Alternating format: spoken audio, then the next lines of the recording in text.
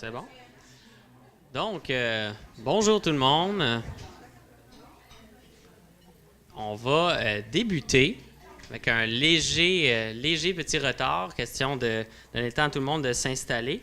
Dans le fond, pour ceux que ce n'est pas déjà fait, je pense que tout le monde est déjà bien servi. Tout ça, sinon, pour ce qui est des assiettes et tout, on vous l'a certainement dit, mais on va passer les prendre en table. Badrez-vous pas avec ça. Là, on s'occupe de tout. Je me présente, Rémi Villeneuve. Je suis gestionnaire des initiatives de formation, développement des compétences chez Technocompétences.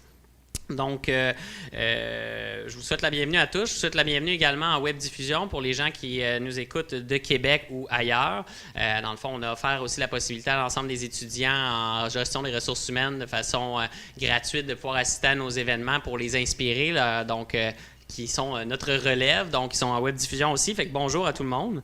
Dans le fond, les Labs RH, on en est à notre deuxième activité aujourd'hui, qui est notre panel. Pour la majorité d'entre vous, vous avez assisté au webinaire. Donc, au webinaire, on s'est mis un peu en appétit avec Jean-Philippe, qui est notre chef de pratique, là, qui va joindre à nous dans quelques minutes. On a pu parler un peu de ce qui se fait en 2017 en formation, en développement des compétences. Maintenant, on va regarder concrètement avec des entreprises, comme on l'a fait pour le parcours 1, pour ceux qui ont assisté aux deux parcours, de pouvoir un peu consolider ça. On a également des experts au niveau analytique, au niveau du HEC également, qui vont avoir la chance de se présenter. La formation est une industrie qui évolue rapidement. Comment se comporte l'apprenant moderne, comment susciter l'engagement de nos apprenants, la mobilité là-dedans, est-ce qu'elle peut davantage contribuer à l'efficacité de l'apprentissage? C'est plein de questions comme ça qu'on va se poser aujourd'hui. Maintenant, pour la majorité d'entre vous, comme je le disais, vous avez assisté au lancement. Puis, aujourd'hui, on va se donner la chance de réfléchir là, en détail à ces enjeux-là. Avant ça, compte tenu qu'on tenait dans la fameuse enjeu de toujours se mesurer en gestion des ressources humaines, on s'est dit, on fait-tu un parcours en soi sur l'analytique RH? Puis on a fini par prendre la décision de le faire comme une thématique un peu plus parapluie parce qu'elle touche à toutes les thématiques. Dans le fond, à chaque fois qu'on fait quelque chose en ressources humaines, c'est de prendre le réflexe de se mesurer. Et dans ce sens-là, on a concrétisé un partenariat avec notre chef de pratique, André, qui va venir se joindre à moi dans 30 secondes. Là. Mais on a décidé avec Syntel de pouvoir amener ça comme une question vraiment transversale à tous nos parcours. Et de vous mettre en appétit aujourd'hui, avant de lancer le panel, sur cette question fondamentale-là qui est de « on fait ça pourquoi et qu'est-ce que ça va donner de faire ce qu'on va décider de faire en termes de stratégie là aujourd'hui en termes de développement des compétences. Donc voilà, fait que je vais vous la présenter, mais petit détail plus technique avant de se lancer. Éteindre vos téléphones, s'il vous plaît. Ensuite de ça, sachez qu'il y a également le hashtag en haut ici, hashtag LabRH 2017 pour tout ce qui est Twitter en termes de réactions, commentaires que vous pourriez avoir sur ce qui se dit en direct. C'est toujours super agréable d'avoir votre pouls là-dessus. Et cependant, je tiens à le dire, je l'ai dit au premier parcours également, puis Jean-Philippe va être un peu aussi, va bouger, va se promener beaucoup. L'important, c'est que ça vous ressemble, ce panel-là. Donc, l'important, c'est que vous posiez vos questions. Donc, je vais vous donner la chance juste après la présentation d'André, on va prendre un petit 2 minutes, on va ponctuer tout ça avec un petit 2 minutes à vos tables là, pour préparer, commencer à y cogiter tout de suite. Je vais vous donner un 2 minutes pour jaser entre vous autres tantôt, pour préparer vos questions. Puis la question la plus importante pour vous que vous aimeriez adresser à nos panélistes, super important, honnêtement, c'est ce qui va rendre ça riche puis qui va rendre ça à votre image.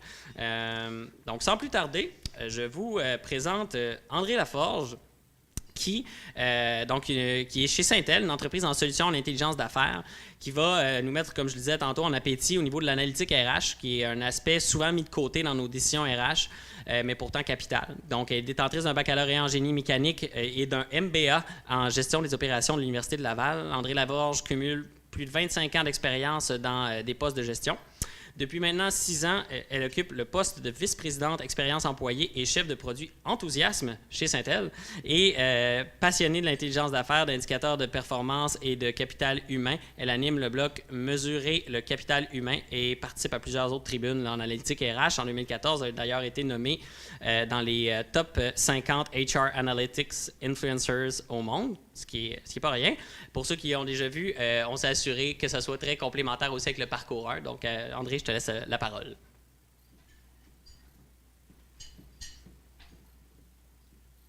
Bien, bonjour tout le monde.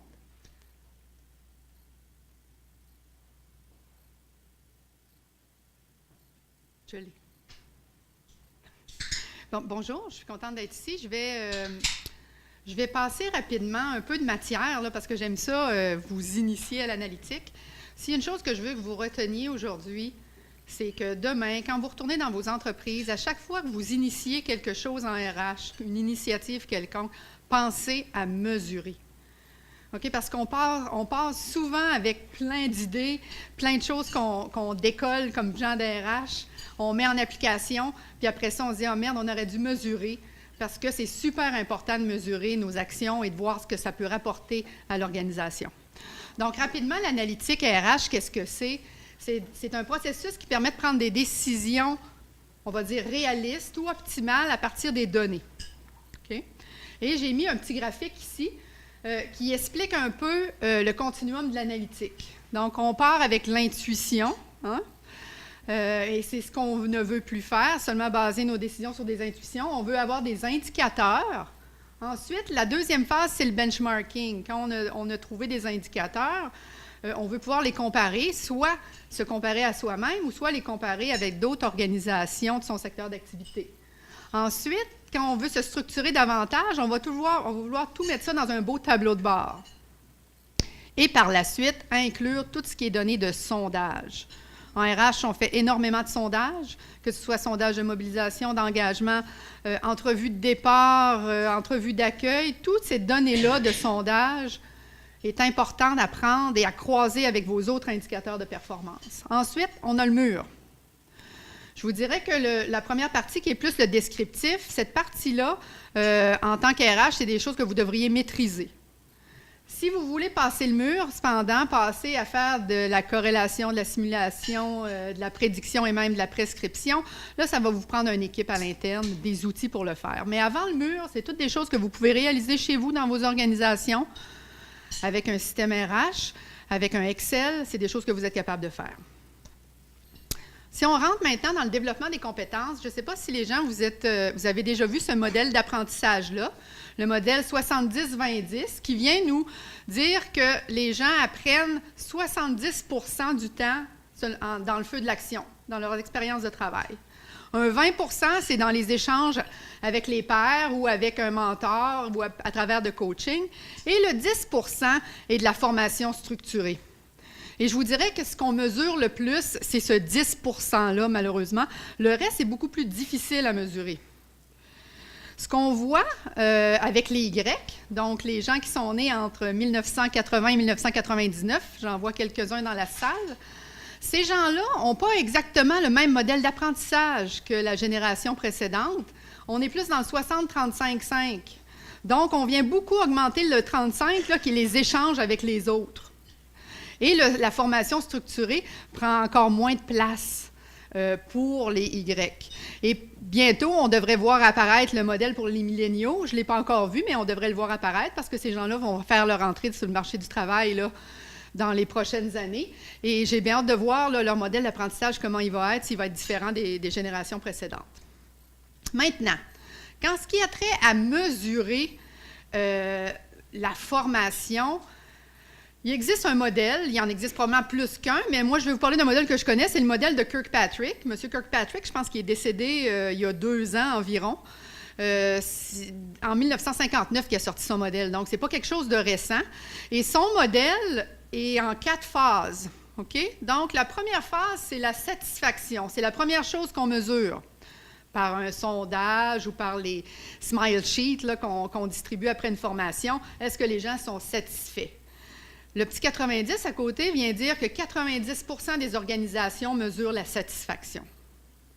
Ensuite, on passe à une deuxième phase qui est l'apprentissage. Est-ce que les gens ont appris quelque chose? Et ça, on va le faire souvent par soit un test écrit ou un test pratique, mais on passe un test et on vérifie que les apprentissages ont été acquis par la personne. 50% des organisations mesurent ce niveau-là. Ensuite, le troisième niveau, le niveau comportement, est-ce que la personne a mis ça en application dans son travail? Là, on voit que ça baisse, c'est 20%. Ça, habituellement, la mise en application va être souvent mesurée par le gestionnaire ou va être mesurée par les pairs là, dans l'organisation. Et finalement, Est-ce que la formation ou la formation a eu un effet sur les résultats organisationnels? Seulement 10 vont mesurer cette portion-là. Donc, les étapes 1, 2, 3, 4, c'est le modèle de Kirkpatrick. Un peu plus tard est arrivé un monsieur Phillips qui, lui, a rajouté une couche à ce modèle-là et a voulu calculer le retour sur l'investissement des formations. Donc, si on est capable de mesurer le résultat organisationnel, on est probablement capable de mesurer un retour sur l'investissement, mais ça, il y a seulement 2 des organisations à travers le monde qui mesurent le retour sur leur investissement des formations. Donc, si vous ne mesurez pas ça, faites-vous-en pas trop, OK? S'il y a des livres pour vous aider, je vous dirais, dans l'évaluation de la formation, il y a le livre de Jonathan Potier, l'évaluation de la formation. Monsieur Potier est un Français à qui j'ai eu la chance de parler assez régulièrement. Et son livre est quand même bien fait, simple, mais c'est sûr que Monsieur Potier suit le modèle de Kirkpatrick. Okay?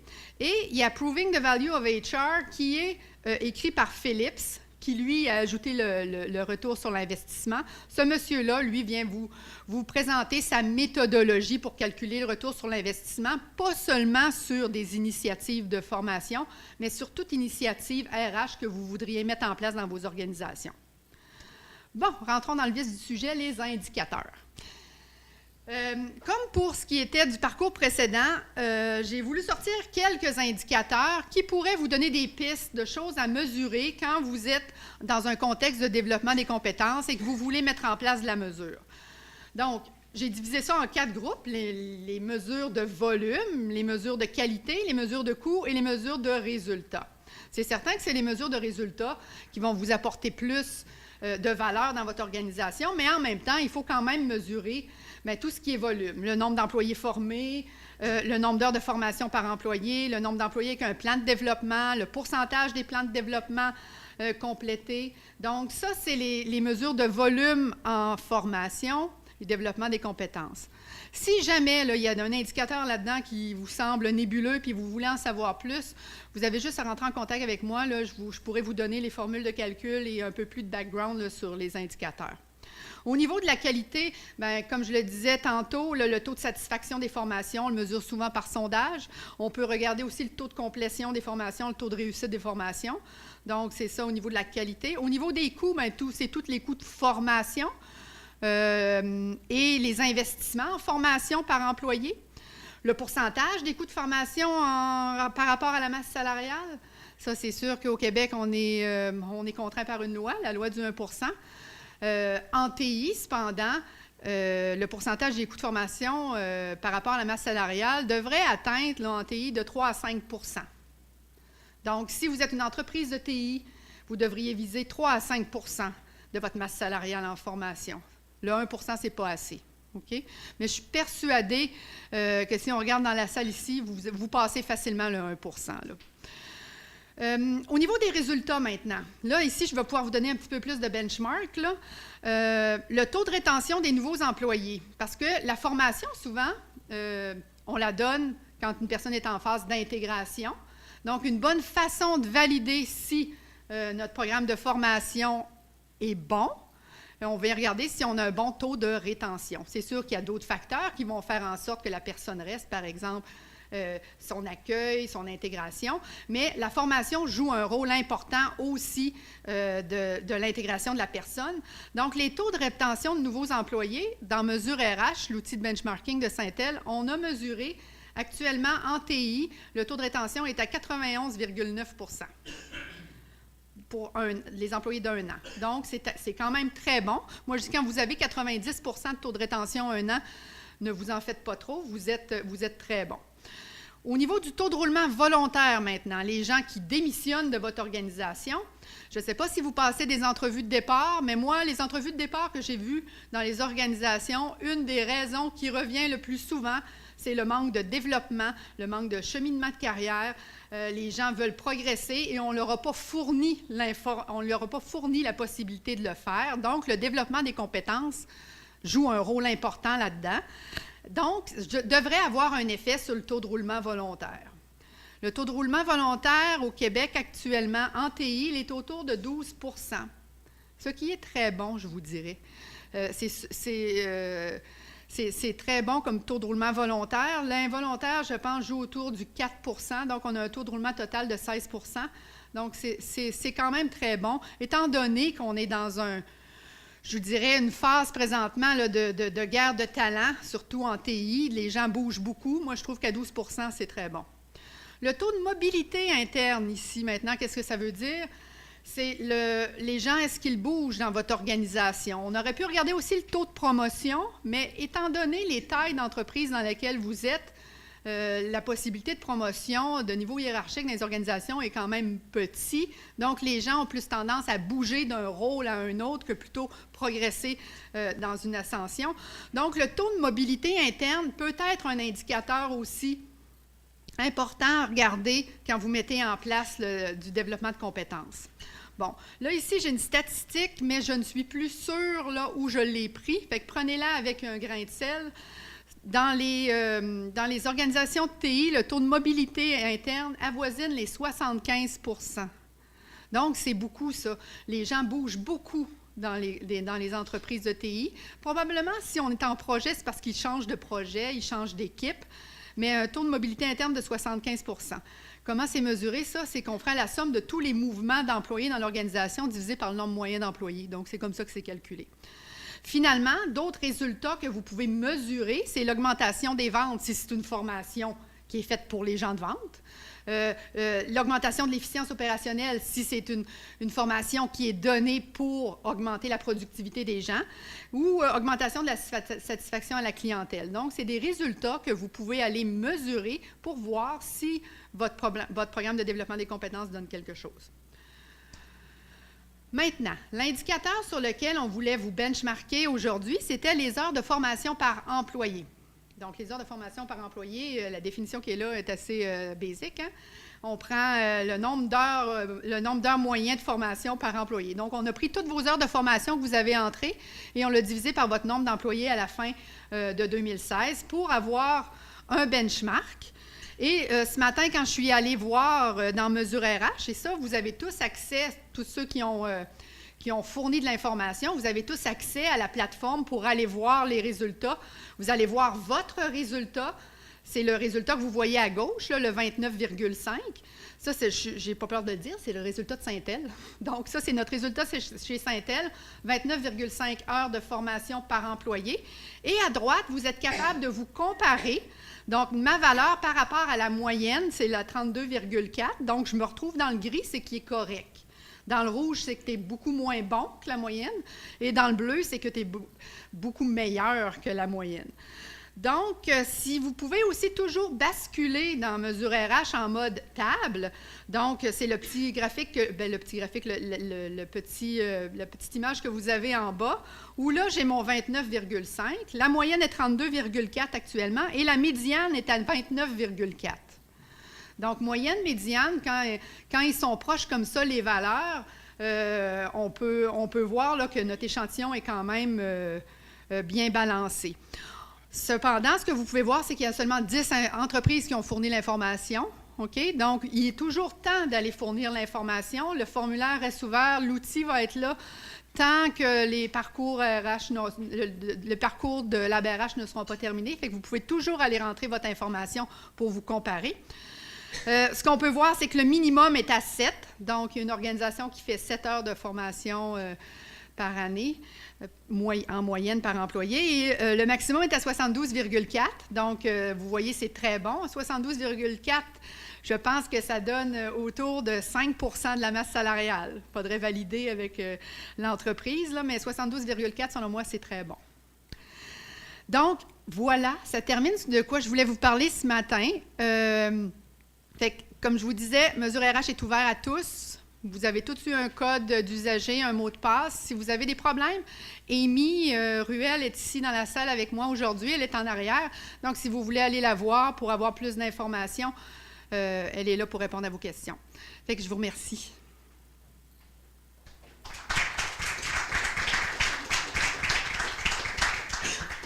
Merci beaucoup, André. Donc, avant de se lancer dans le panel, je vais vous donner une petite minute une petite minute 30 pour, je suis sûr que c'est déjà fait, de vous présenter. Si ce n'est pas, profitez-en. Mais également, juste pour faire un petit tour de table à votre table respective pour jaser d'une question que vous êtes venu chercher. Vous aimeriez avoir la réponse aujourd'hui, puis que vous allez être content si vous avez cette réponse-là. On va avoir la chance à peu près à mi-chemin du panel d'une période de questions. Mais en termes d'intro, on va brasser un peu l'idée. Fait que je vous laisse une petite minute 30, puis après ça, on lance le panel là, pour voir les questions que vous auriez en tête. Là, voilà.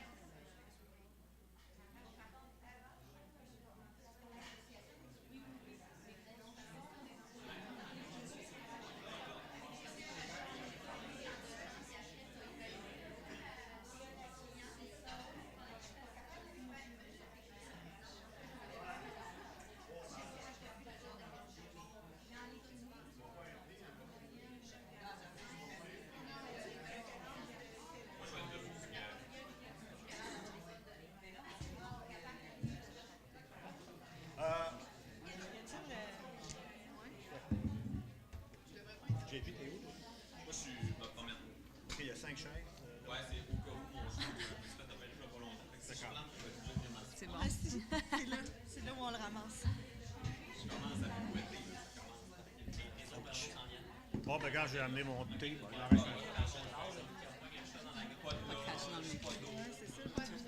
Pas de maquillage. Moi, j'ai l'air qu'il crache dans le micro. Vos commentaires sont les bienvenus. Ça, c'est vrai. Ça, c'est vrai. Mais ça se peut que je te dise. Moi, je peux rien y faire maintenant. Excuse-moi, j'ai quelque chose en tête. Un instant, je vais pas souffler.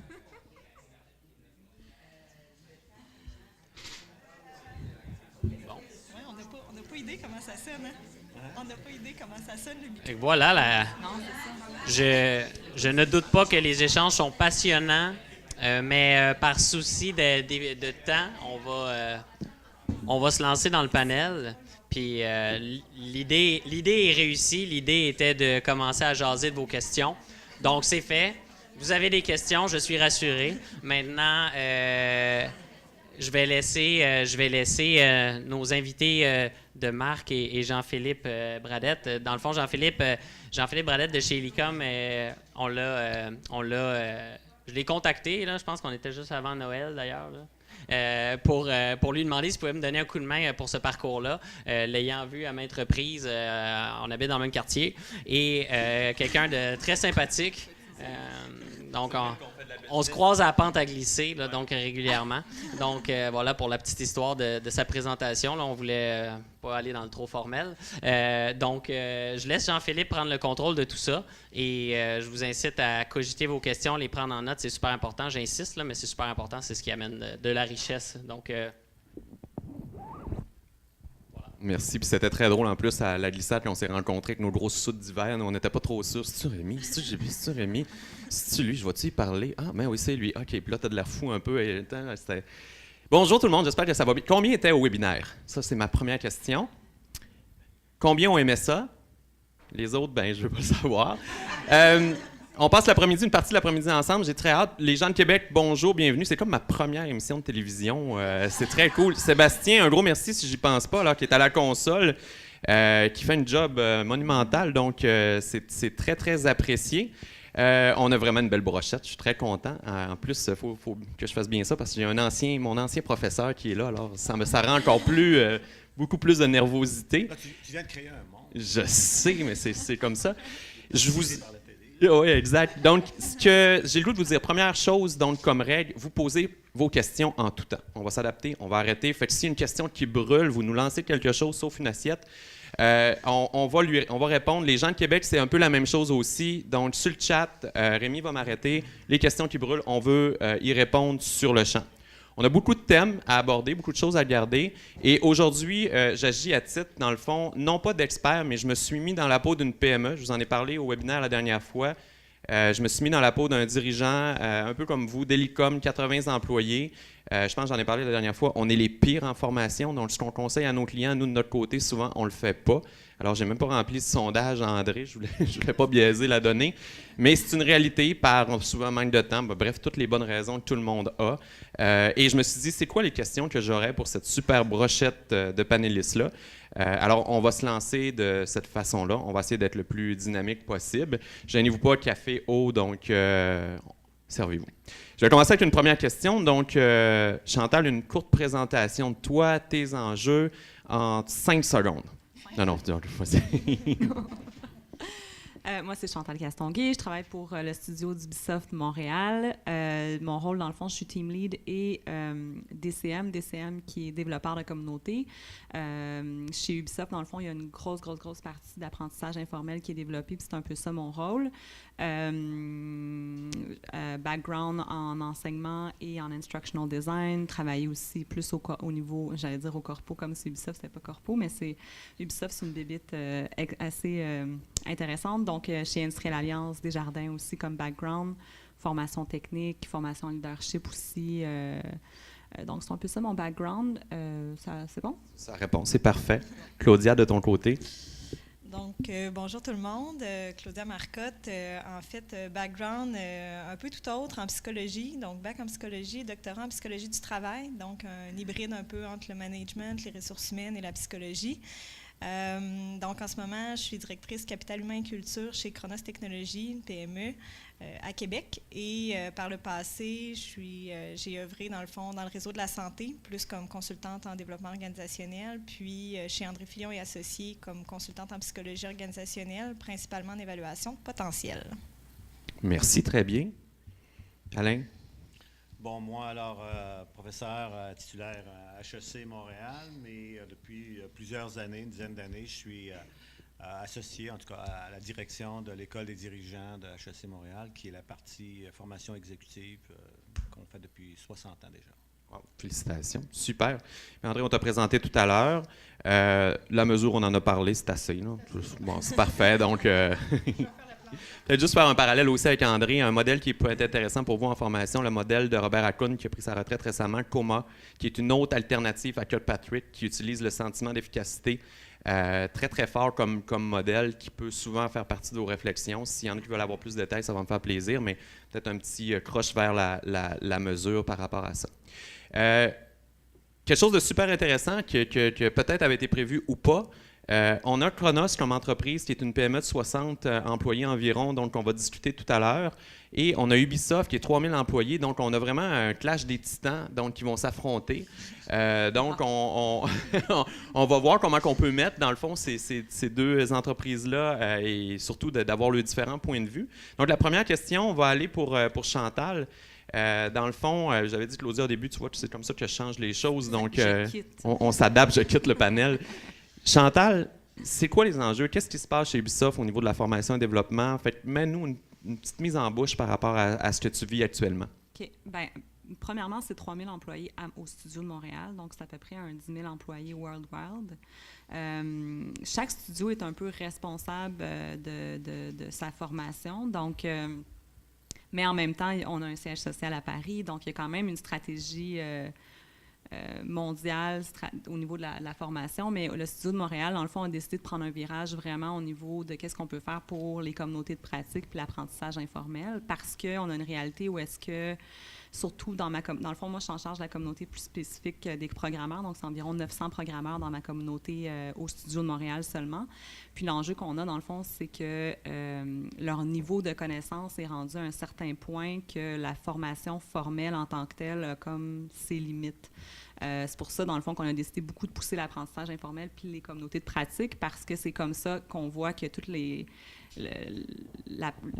connaissances tacites, les connaissances qui n'étaient pas transmises en formation formelle, c'est là, dans le fond, qu'on va les récupérer, parce que l'enjeu, c'est que sont vraiment bons. Super, merci. Qu'est-ce qui se passe chez Chronos? Tout va bien? Tout va bien. J'espère. Il y a plein de choses qui peuvent aller mieux aussi. Je vais juste faire un petit préambule un peu pour vous saisir un petit peu mieux ce qu'on fait Chronos, parce que ça va teinter certaines de mes réponses. Donc, Chronos, on fait du développement logiciel. On fait un logiciel qui est destiné aux professionnels de l'assurance et de la finance. Donc, on est une boîte techno, mais qui crée un logiciel pour un secteur qui l'est moins. Donc, on est vraiment aligné avec un courant en ce moment qui s'appelle les FinTech, donc quand les finances rencontrent la technologie. Donc, si je vous ramène un petit peu au niveau de la formation, développement des compétences, on vit un peu les défis que plusieurs d'entre vous vivez, que ce soit des gens, des experts qui deviennent des leaders, des gestionnaires, qui fait partie de tout ça. À la fois, on a différents secteurs, justement, de par le fait qu'il y a un côté très technique, un peu comme Chantal le fait dans son emploi, mais dans le fait où c'est une PME, on est 60, on touche toutes les professions, tous les rôles, on a des compétences qui sont vraiment plus sur un parcours transversal, d'autres verticales. Donc, on touche un petit peu à tout, mais les défis au niveau de la formation chez Chronos, c'est de réussir à atteindre toutes ces personnes-là dans leur réalité et en fonction aussi de la diversité des gens, parce qu'en PME, souvent, les gens sont assez polyvalents et versatiles dans ce qu'ils ont à faire. Donc, c'est un peu les défis en ce moment, je dirais. Génial, merci. Alain, tu navigues dans plusieurs organisations au Québec, même à travers le monde. C'est quoi ta lecture en ce moment de ce qui se passe au niveau de la formation puis du développement des compétences? Bien, la question est très large. Écoute, je vais d'abord aborder peut-être la question des attentes des dirigeants. Qu'est-ce que j'entends quand on discute avec les dirigeants? Je dois dire que je discute surtout avec des gens de plus grandes entreprises en général. Notre marché n'est pas nécessairement la petite entreprise. Bon, en réalité, il n'y a pas de sondage, il n'y a pas d'études qui pourraient dire voici le topo de ce que les dirigeants attendent. C'est à travers les discussions, plus les groupes, le conseil qu'on s'est donné. En gros, je vais dire, il y a 3 préoccupations qui sont classiques, puis après ça, j'irai sur des choses un peu plus ponctuelles. Le classique, ben, je vais faire simple, on pourrait complexifier, mais je fais simple pour ça. Les gens qui sont en transition de professionnels performants à gestionnaires, ça c'est un grand classique. Toutes les entreprises qui grandissent ont cette préoccupation-là. Deuxième préoccupation, ce sont les gens qui ont du potentiel. Donc, on cible des individus à haut potentiel qui, éventuellement, sont dans une logique de relève. Si je suis en croissance, en expansion, ben, je vais avoir besoin de gens pour prendre charge d'équipes, de projets, etc. Donc, il faut que j'ai un système qui pousse les bonnes personnes. Mais là, on ne parle pas de développer tout le monde, on parle de développer des individus clés. Et ce qui est apparu un peu plus sur le radar depuis quelque temps, tu veux que je le prenne? OK, ça marche. Ça marche. Et ce qui apparaît plus sur le radar maintenant, ce sont les comités de direction. On s'est très peu préoccupé des gens qui sont au comité de direction. On se préoccupait des gens qui entraient en gestion, qui progressaient, puis après ça, bon, c'est des grown-up, hein, ils sont supposés gérer comme il faut. Mais là, on s'aperçoit que le comité stratégique, là, ça commence à être urgent par rapport à l'ensemble des enjeux. Okay? Quand on regarde ça, ben, nous, on est un peu dans la partie, on va transférer des professionnels performants en gestionnaire, mais on est beaucoup dans les individus à haut potentiel et les comités de direction, de ce point de vue-là. Ce que je vois, par exemple, comme demande, c'est un produit comme un essentiel d'un MBA. Les gens n'ont pas le temps de faire un MBA, mais ils ont besoin de devenir de vrais gestionnaires parce qu'ils ont un background technique, d'ingénieur, scientifique, dépendamment du domaine. Et est-ce qu'on peut donner aux gens une base en gestion, ça qui passe à travers un programme diplômant? Alors ça, c'est le genre de choses qui se développe très bien au niveau d'une industrie, par exemple. On est en discussion avec les gens dans les sciences de la vie, les biotech. Ils disent, on est une série de petites entreprises. Individuellement, je ne peux pas me payer ça, mais collectivement, on peut se payer un programme le fun qui fait qu'en même temps, j'ai 2 avantages. Je forme les gens clés pour les développer, puis en plus qu'ils sont en même temps en contact avec plein de gens ailleurs dans l'industrie, donc on les forme de façon transversale également. Alors ça, c'est intéressant. Ben moi, je suis intéressé. Fait que Rémi, peut-être, on regardera ça après. C'est super intéressant. Merci. J'aurais le goût de vous demander combien d'entreprises ici dans la salle de 0 à 50 employés? Juste pour nous 0 à 50 employés, donc une toute autre réalité. 50 à 100? quand même. 100 à 200. 5000 et plus. Génial. Super. Moi, j'ai une question qui me brûle parce qu'une entreprise de 60 personnes comme Chronos, qui a la chance d'avoir une directrice culture, rappelle-moi ton titre? Directrice Capital Humain et Culture. Capital Humain et Culture.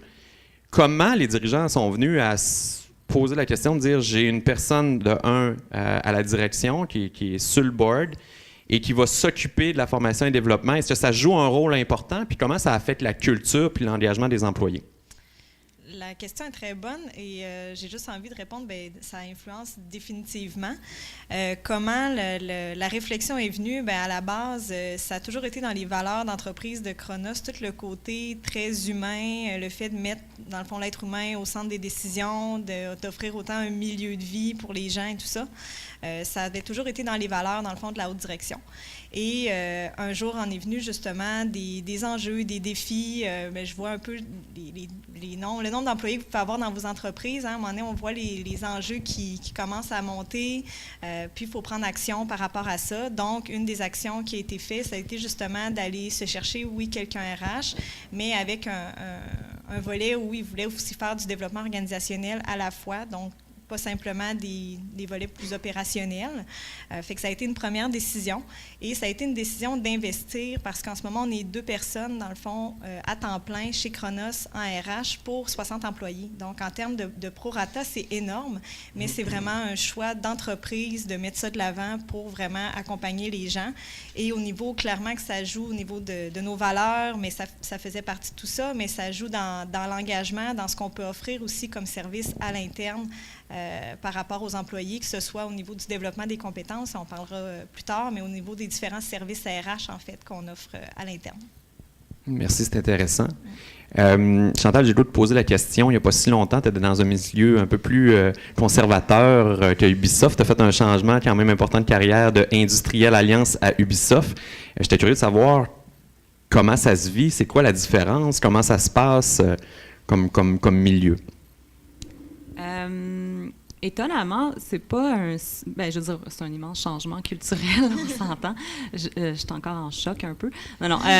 En fait, j'ai été chanceuse parce que dans les 2 entreprises, c'est drôle parce que ça tombe beaucoup avec qu'est-ce que tu disais par rapport à la culture de développement puis les leaders, dans le fond, qui croient à la culture. J'ai été chanceuse d'être dans 2 entreprises. M. Charret chez Industrie Alliance qui croit beaucoup, beaucoup au développement de ces gens, puis M. Guillemot à Paris qui croit beaucoup, beaucoup au développement de ces gens, ce qui fait que je suis tombée, dans le fond, dans 2 organismes qui croient beaucoup à investir pour que les gens se développent puis grandissent, puis dans le fond, restent dans l'entreprise puis évoluent. Donc, beaucoup de mobilité dans l'entreprise qui vient avec ça également. Fait que pour ça, j'ai été chanceuse parce qu'évidemment, je suis dans un rôle de développement, fait que je suis dans un bon rôle vu que c'est valorisé dans l'entreprise. Sinon, c'est sûr que chez Industriel Alliance, la formation était complètement décentralisée et chez Ubisoft Montréal, c'est complètement centralisé. Fait que c'est sûr que ça a été un gros changement à savoir, OK, de voir les avantages et les avantages de qu'est-ce que ça peut amener, les défis aussi d'avoir nos experts qui ne sont pas nécessairement les mêmes dans la formation. Mais le changement est surtout dans la façon de faire les choses, dans la façon de former, la façon d'approcher les gens pour être formés. C'est sûr que chez Ubisoft, il n'y a rien d'obligatoire. Donc, la formation obligatoire n'existe pas. Ce qui fait que c'est quand même, si on sort d'un milieu d'assurance où est-ce qu'il y a beaucoup de régulation, donc évidemment, il y a beaucoup de formation poussée aux employés. Là. Okay. Peux-tu nous faire un petit topo de ce que vous avez implanté comme moyen pédagogique, comme technique? Qu'est-ce qui se passe, dans le fond, chez Ubisoft en termes de formation et développement? Puis tu me disais, je pense que tu t'occupes principalement des programmeurs, je ne me trompe pas, donc oui. C'est vraiment... Okay. Dans le fond, on a quand même une grosse équipe. Là. On a une équipe de 20 personnes pour le développement de talent. L'équipe de développement est divisée en communautés. Donc, l'objectif d'être divisé en communautés, c'est de bien connaître, dans le fond, c'est qui ces apprenants. Donc, il y a la communauté des programmeurs, la communauté plus gestion pour nos producers, nos AP. Et il y a une communauté qui est plus contenu, donc les artistes de notre jeu. Il faut comprendre que chez Ubisoft, il n'y a pas de CTO, donc il n'y a personne qui gère la technologie parce que dans le fond, la technologie est au service de la créativité et de l'art. Donc, si moi, je suis un designer puis je voudrais faire quelque chose dans mon jeu puis la technologie pour le faire n'existe pas, mais il n'y a personne qui va dire de ne pas le faire. Ce qui veut dire qu'on est dans une situation où est-ce que par rapport dans mon rôle, il y a environ 10 milliards de technologies utilisées par plein de personnes à Montréal, ce qui fait que dans mon rôle en formation, mais il faut que je sois prête à dire, OK, comment je fais pour avoir une offre de formation qui couvre tous ces différents besoins-là. Ce qui fait qu'on a beaucoup poussé, dans le fond, en tout ce qui a trait aux communautés de pratique, puis utiliser, dans le fond, l'expertise interne pour avoir une offre qui est right on time, qui est vraiment diverse. Génial. Ouais. Chez Chronos, comment ça se passe au niveau de la formation et développement? Bien, justement, vous pouvez vous en douter, à 60 employés, on couvre justement tous les secteurs et nous, on a essayé d'implanter, justement, j'en parlais avec Chantal tout à l'heure, on a des pratiques qui peuvent se ressembler, mais vraiment implantées d'une façon différente, en fait, pour simplement respecter autant la taille d'entreprise que le type de client qu'on a à l'interne. Donc, autant on a implanté des éléments plus par rapport à du co-développement que possiblement plusieurs d'entre vous connaissez pour soutenir des gens, des programmeurs, justement, qui deviennent des mentors et tout ça imbriqué avec notre démarche d'accueil-intégration. Donc, autant on a ce volet-là. En même temps, on va aller avec des formations aussi plus techniques pour justement garder ces gens-là à jour, pousser leur connaissances, leurs compétences, puis que ce soit des expertises internes. C'est ce qu'on essaie aussi. On est un peu dans le même mode. Donc, on essaie vraiment de soutenir tout ce qui est initiative au niveau technologique pour que les gens puissent s'auto-former ou s'auto-développer, peu importe que la personne soit un junior, un senior. Donc, on essaie vraiment de développer ça sans que ça porte nécessairement le nom de communauté de pratique, mais c'est un peu le même objectif qu'on poursuit là. Peux-tu me dire, on parle beaucoup de co-développement, j'en entends parler, je suis un petit peu moins familier. Que c'est que du co-développement? Concrètement, peux-tu nous donner un exemple de co-développement qui se passe chez vous? Oui, tout à fait. Juste à main levée, les gens qui connaissent un peu les principes du co-développement, ce que c'est, ce que ça représente. Parfait.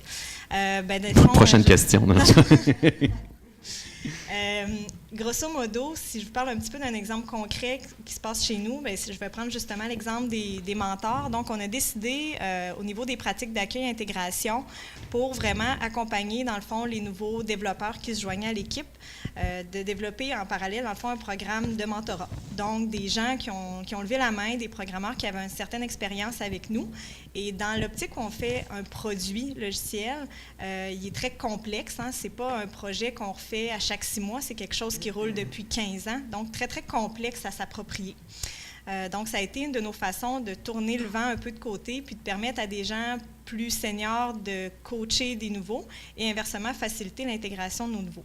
Au niveau de la pratique de co-développement, en fait, comment on l'a implanté, au début, c'était à chaque 2 semaines, puis après ça, ça a été au mois, tel que voté par le groupe de co-développement.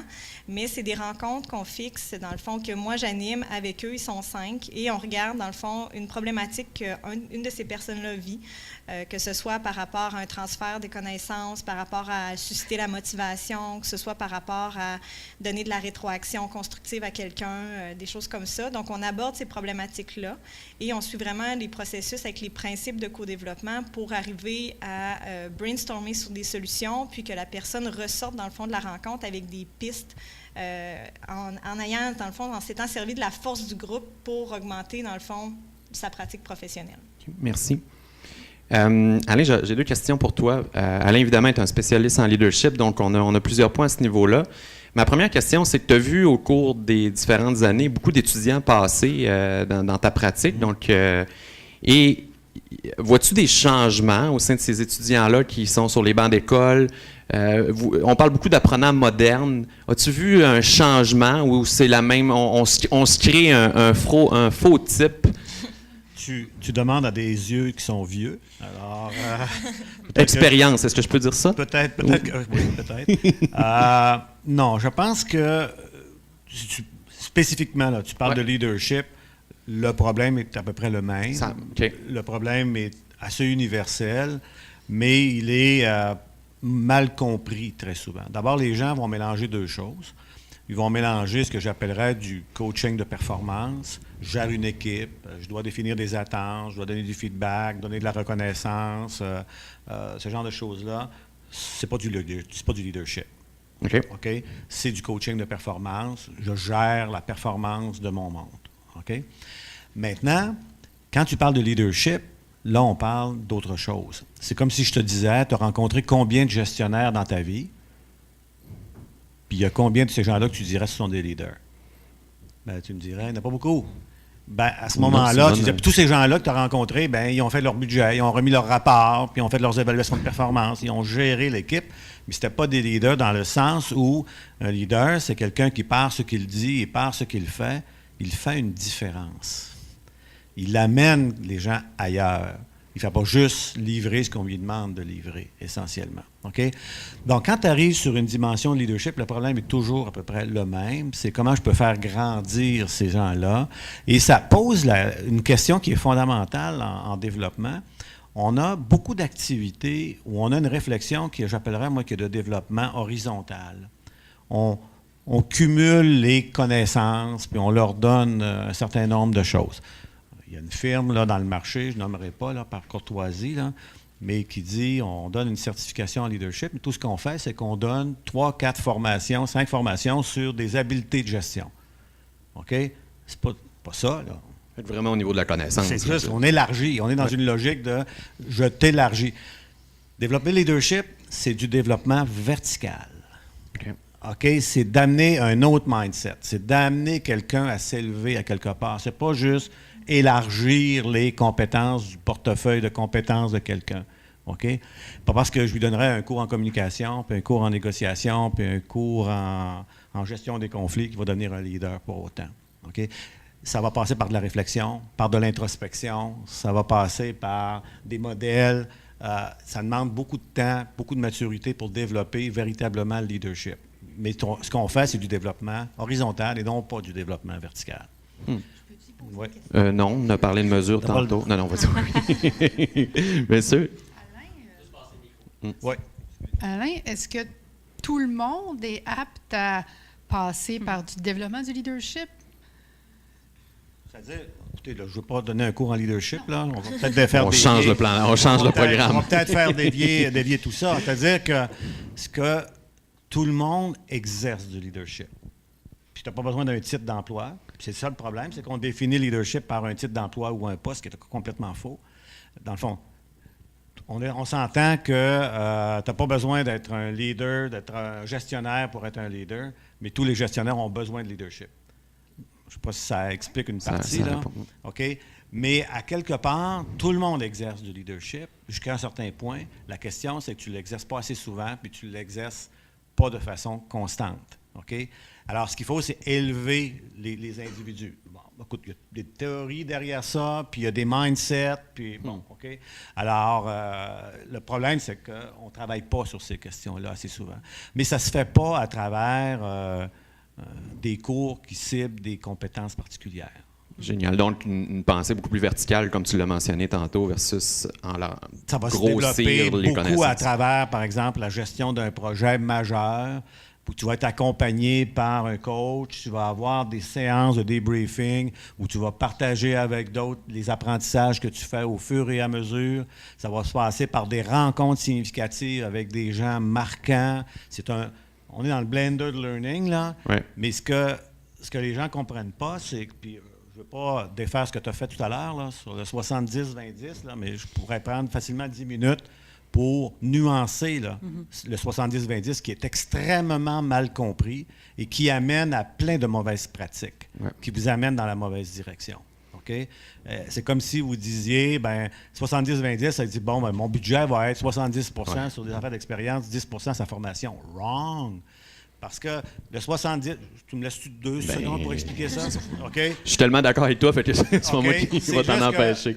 70-20-10, ça date de 35-37 ans à peu près. Center for Creative Leadership. Ça a été fait avec des gestionnaires matures qui avaient une belle crédibilité. Et on leur a demandé où tu as appris à faire le turnaround d'un département qui va mal. Il va te dire, j'ai pas appris ça à l'école, là. J'ai appris ça par l'expérience, etc.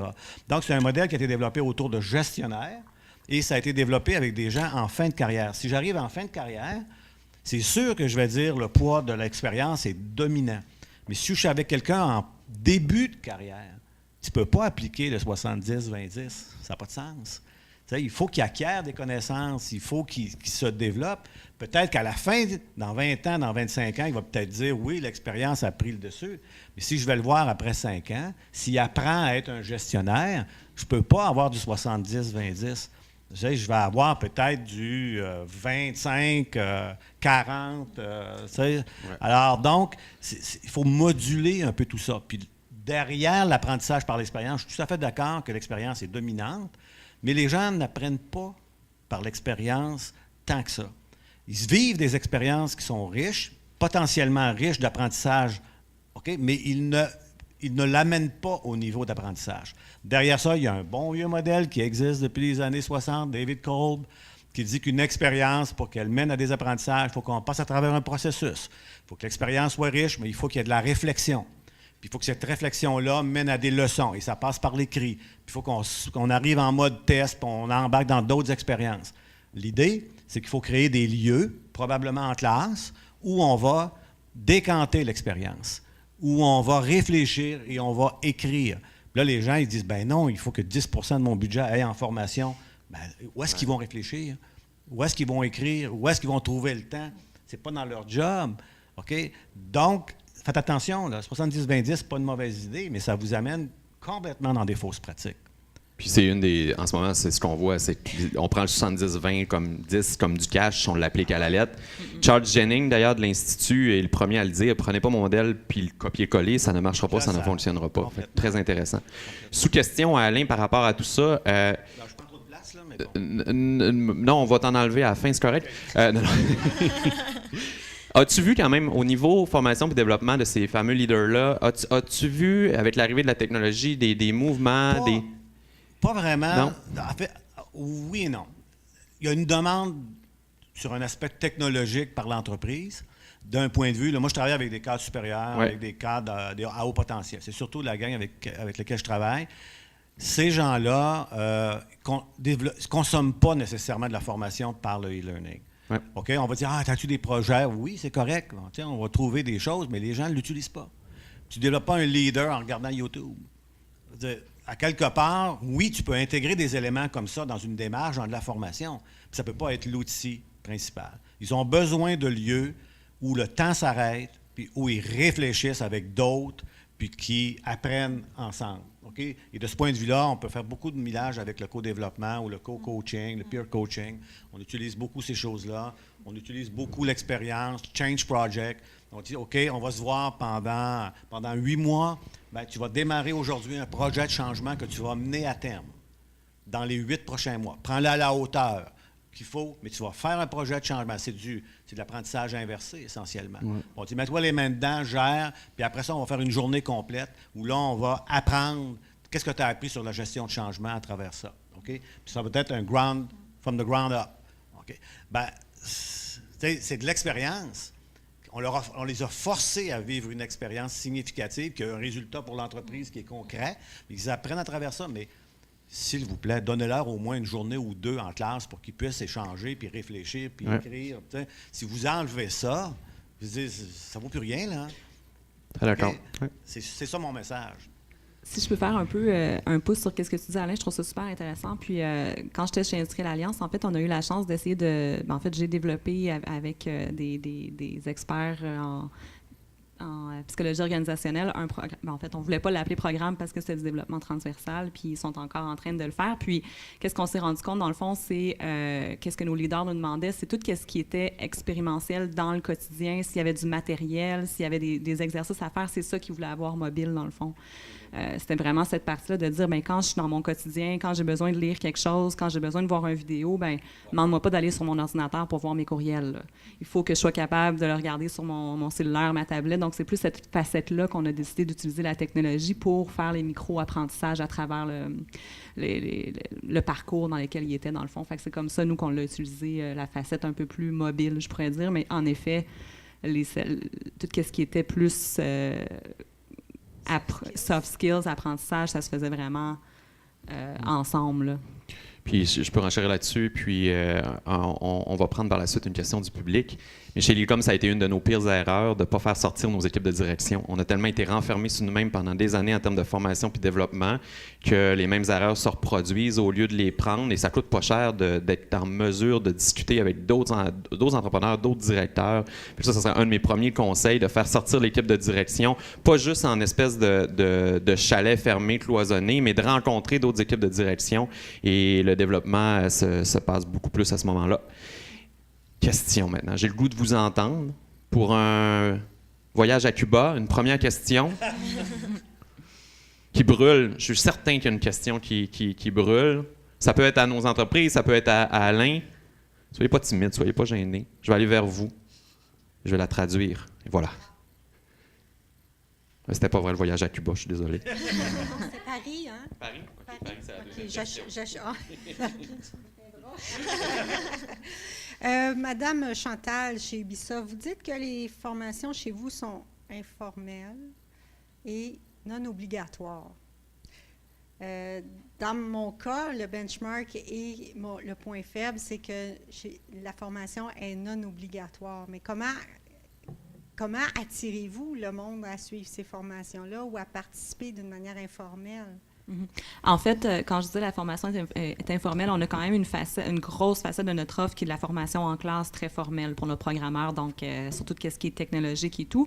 Puis quand je dis que c'est non obligatoire, c'est, tu sais, quand je parlais tantôt de culture apprenante, c'est vraiment ça. La culture est surtout au niveau des programmeurs, et je veux grandir. Je suis dans un environnement extrêmement compétitif qui change très, très rapidement. Vite, mes connaissances ne sont plus à jour. Donc, comment je fais pour me tenir toujours à jour sur les connaissances? Donc, il y a comme une soif d'apprendre parmi les programmeurs qui est là, un besoin qui vient de la nature de leur emploi et de la nature du jeu vidéo, de cette industrie-là, je pourrais dire.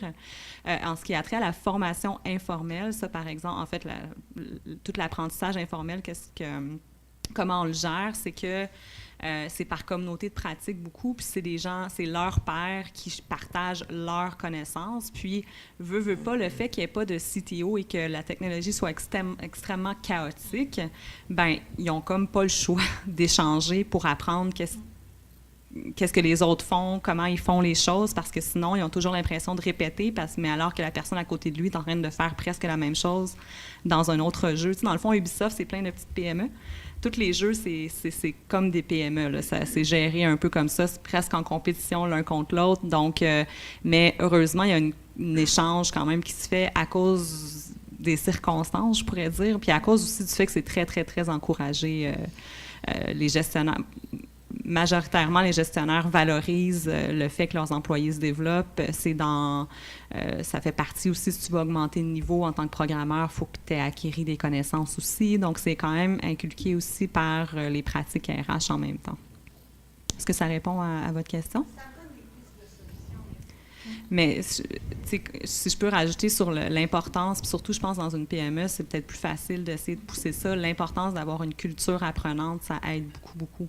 Je pense que c'est là qu'on va chercher les gens, puis c'est là quand ils sont dans la classe, dans le fond, ils veulent être là, puis ils ont la motivation d'être là. Il n'y a pas personne qui leur a dit ben c'est important, va là, il faut que tu apprennes ça. C'est eux-mêmes qui se présentent. Donc, ça aide beaucoup, mais je pense que ça vient beaucoup avec la culture. Oui. Si je peux faire du pouce, justement, on parle de PME, donc évidemment, je me sens bien interpellée.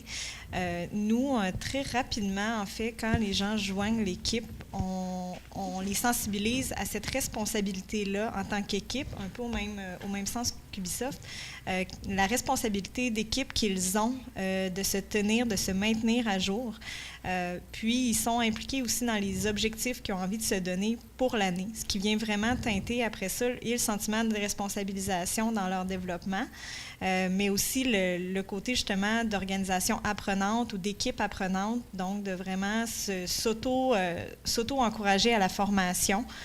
Donc, on essaie vraiment d'amener nos gens vers là pour qu'ils vivent ça d'eux-mêmes et plutôt qu'on les pousse vers quelque chose, que ce soit une démarche collaborative où certains lèvent la main, d'autres se joignent, puis finalement, ça donne des séances ou des des transferts d'apprentissage ou de connaissances et dans le formel et dans l'informel. Donc, nous, c'est vraiment vers ça qu'on tend, puis comment on essaie d'encourager les gens à travers tout ça, même sans les pousser obligatoirement dans une salle avec un temps dédié. Là. Je peux ajouter un mot sur quelque chose d'important qui a été mentionné sur la culture d'apprentissage. Puis, si on allait un petit peu plus loin à comprendre ce que ça veut dire. Ça veut dire un certain nombre de choses, de paramètres, comme par exemple l'importance qu'on accorde au développement. Je ne dis pas la formation, c'est un moyen parmi d'autres, mais l'importance qu'on accorde au développement, l'importance que les dirigeants, les individus, tout le monde accorde à ça. OK? Et ça va passer, entre autres, par l'investissement qu'on va y mettre. L'argent, c'est une chose. Le temps est une chose. Moi, je travaille avec une entreprise que vous ne connaissez probablement pas, là, je ne nommerai pas, mais qui sont dans 42 pays. On a 3 fois par année, on fait venir des gens par groupe de 36 pour une introduction à l'entreprise. Le programme commence le dimanche matin, on finit le vendredi soir. 87 % de la semaine est donné par les exécutifs de l'entreprise. OK? Et nous, on a designé, on les accompagne, on en donne une toute petite partie. Puis ce sont les exécutifs de l'entreprise qui donnent la formation et qui s'investissent personnellement. Le comité de direction, à chaque fois qu'on a une rencontre, détermine 6 problématiques d'affaires. OK? Ils soumettent ça à 6 équipes. On leur donne ça le dimanche matin. Puis le vendredi matin, ils font une présentation devant le comité de direction. Puis c'est des affaires, des fois, là, une usine en Turquie qui est à vendre, on l'achète-tu, on ne l'achète pas, combien? Le vendredi matin, vous nous le dites. Puis le gars qui s'en va acheter l'usine, il est dans la salle. Puis il a un billet d'avion à 5 heures le soir. OK? Je veux dire, tu sais, là, c'est clair, c'est ça, là. L'importance qu'on accorde, c'est le temps qu'on est prêt à y mettre. Ça passe par la continuité des initiatives. On est-tu juste, là, parce qu'il y en a un qui a décidé que oui, on allait le faire, puis un an après, là, on l'a oublié. Est-ce qu'on continue dans les initiatives?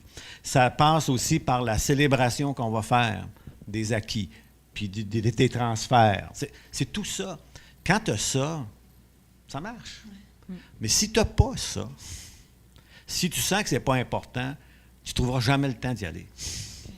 Puis, je me mets en place un petit peu, je pourrais même m'asseoir, puis ce serait quoi le conseil que vous donneriez à une personne qui est en ressources humaines, puis qui n'a malheureusement pas nécessairement cette culture-là de formation puis de développement, un conseil à leur donner pour aller voir leur boss demain matin puis dire, ce serait quoi? Ça va être des métriques? De quelle façon on s'en va? On monte un business case? Comment on s'en va au BAT? Ah, je vous mets dans... je vous pose la question à tous et... Oui, bien sûr. Allez-y pour les gens de Québec. Oui, bonjour, Jean de Québec. Est-ce qu'il faut ajouter un budget par personne aussi? Est-ce qu'il faut penser jusque-là? Est-ce que chaque personne devrait avoir une formation? Est-ce qu'il y a une formation sur rotation aux 2 ans? Tu sais, concrètement, comment ça se passe? Ben, rapidement, 2 choses, là.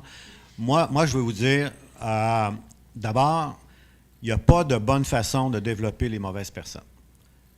OK. Je dis ça, là, parce que qui vous mettez en classe? Moi, je n'aime pas les programmes mur à mur où tout le monde doit y aller. Ça amène plein de gens qui ne veulent pas être là, puis c'est pas le bon timing. Puis il y a une valeur au juste à temps. OK?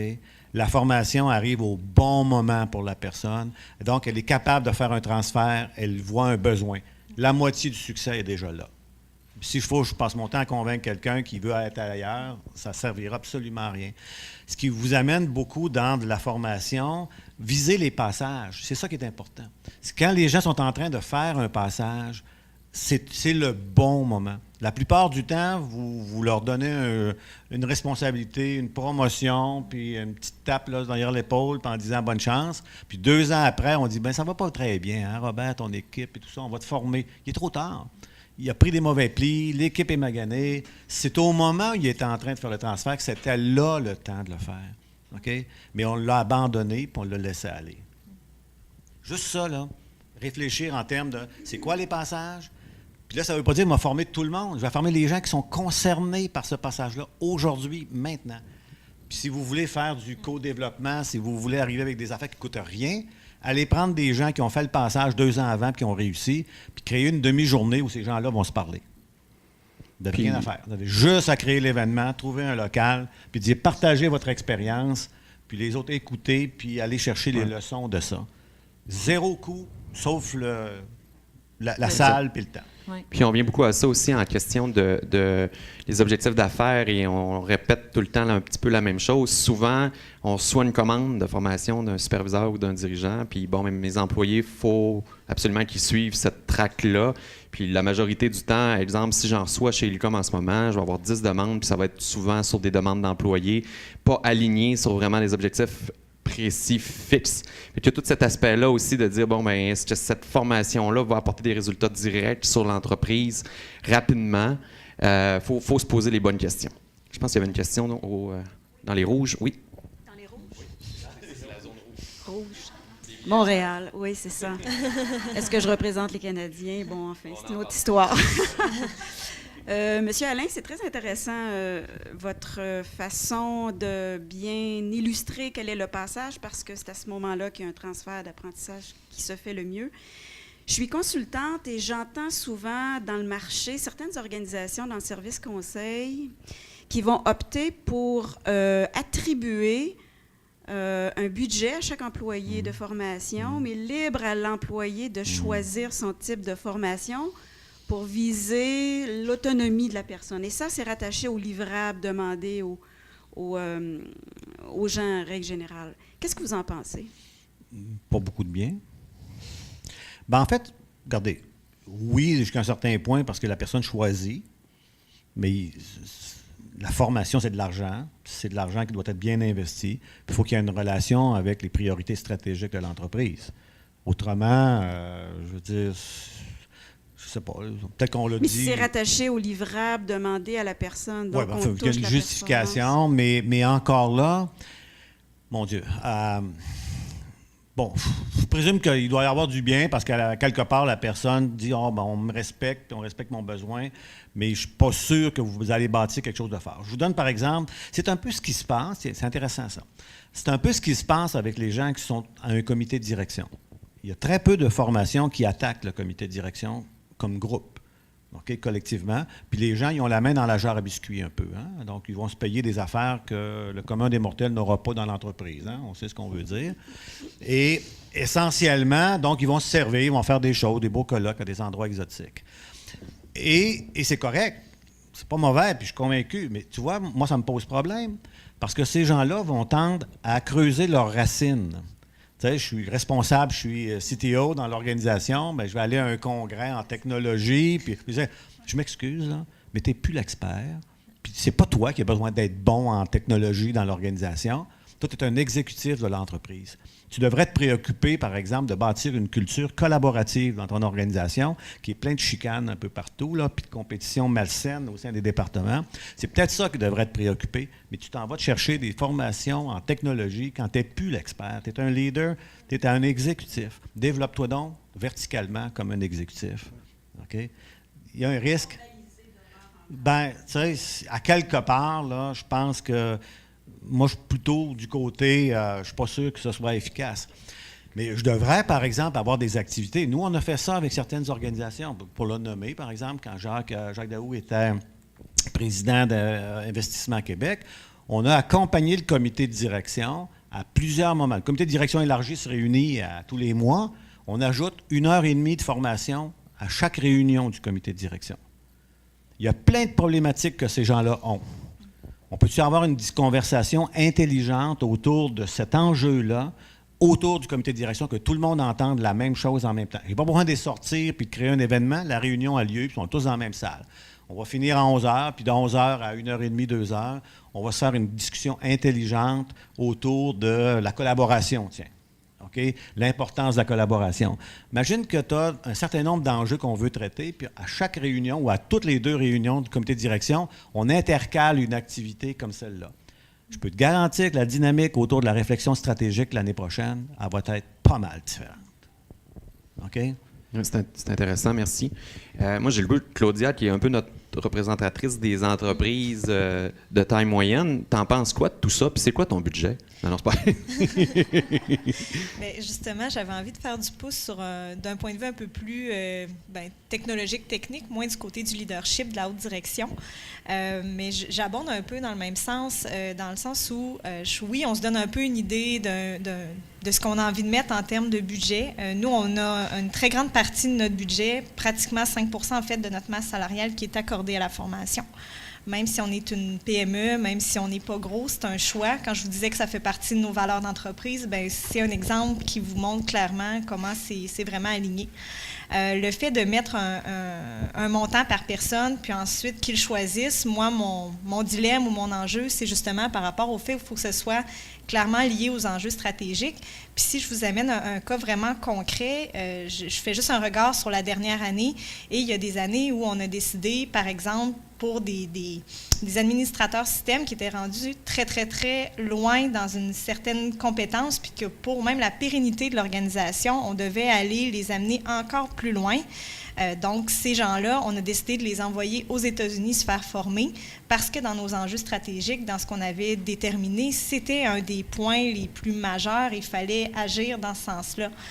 Donc, j'aurais eu passablement un malaise de dire on garde un montant par personne en sachant qu'on met à risque une pérennité ou tout ça, versus de dire OK, voici la priorité 1, on va débloquer ce gros morceau du casse-tête pour ces gens-là, pour l'organisation, pour l'équipe, et pour le reste, on va regarder justement différents moyens. Est-ce que c'est une répartition au niveau des moyens, justement, des moyens moins coûteux pour certaines personnes? Ça ne veut pas dire d'hypothéquer leur développement, mais plus de regarder souvent le comment qui peut venir nous aider à arrimer, en fait, nos stratégies globales pour une année. Donc, je ne sais pas si je réponds à la question. Oui, ça répond. Puis, est-ce que c'est un superviseur, par exemple, qui vient de voir, voici les besoins qu'on a? Est-ce que c'est comment ça fonctionne? Puis si tu as des demandes un peu bizarres, est-ce que c'est toi qui as le dernier mot ou c'est le superviseur? Tu sais, la poutine interne, comment ça roule au niveau des demandes? Bien, concrètement, c'est sûr qu'il y a un élément au niveau de la planification stratégique qu'on doit faire, qui est comme apport, qui devient notre mainframe à suivre, justement, ou même si on la révise régulièrement, là, mais qui donne en tout cas un focus pour l'année. Souvent, les demandes vont venir de par le fait où les équipes vont porter la responsabilité de la formation. Il y a un besoin, donc ils vont lever la main. Puis oui, on va en discuter ensuite avec le gestionnaire et parfois même avec les personnes impliquées pour voir qu'est-ce que ça représente, c'est quoi les retombées. Puis ce que moi, je trouve pertinent, c'est quand les gens sont capables clairement de nous les partager, en fait, ces retombées-là, de dire voici pourquoi il faut qu'on se fasse former. Souvent, ce sont les mieux placés pour voir, en fait, les retombées. Si je parle au niveau un petit peu plus micro, là, de qu'est-ce que ça peut apporter. Puis, c'est un peu comme ça, donc c'est un peu en mode, je dirais, négociation, mais dans le fait où on croit beaucoup, une fois qu'on a découvert le bon moyen avec les bonnes personnes qui sont motivées puis qu'on voit clairement des résultats ou des retombées potentielles intéressantes, Chronos va souvent rapidement de l'avant là, avec ces types d'initiatives-là. Super, merci.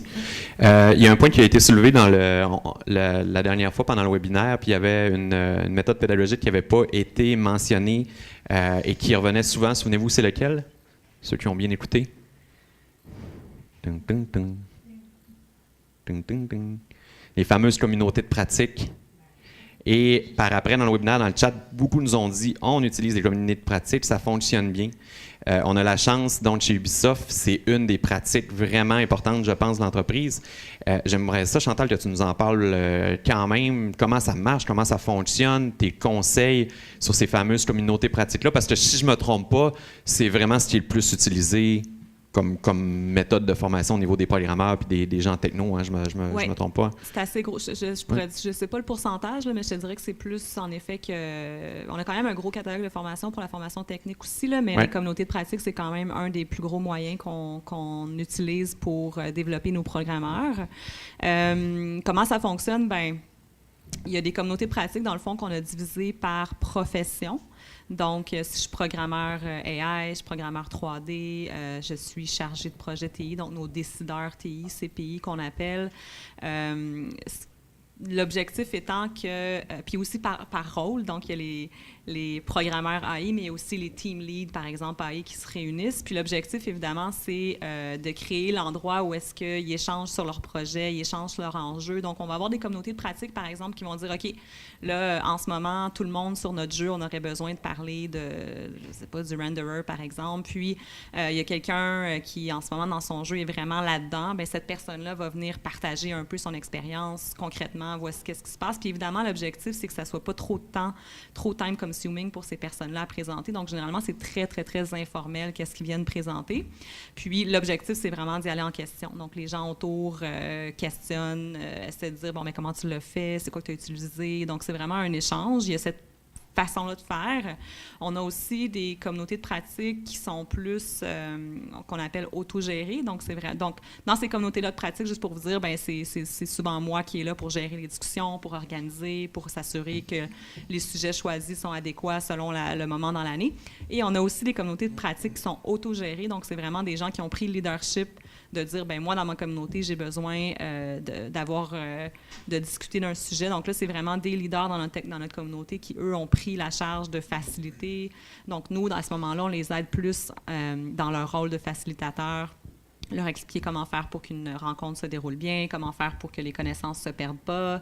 Ça ressemble un peu à ça. Puis aussi, on a beaucoup, en plus des communautés de pratique, bien, ces communautés de pratique-là organisent aussi des événements un peu plus gros pour tout le studio. Donc, on a des tech talks.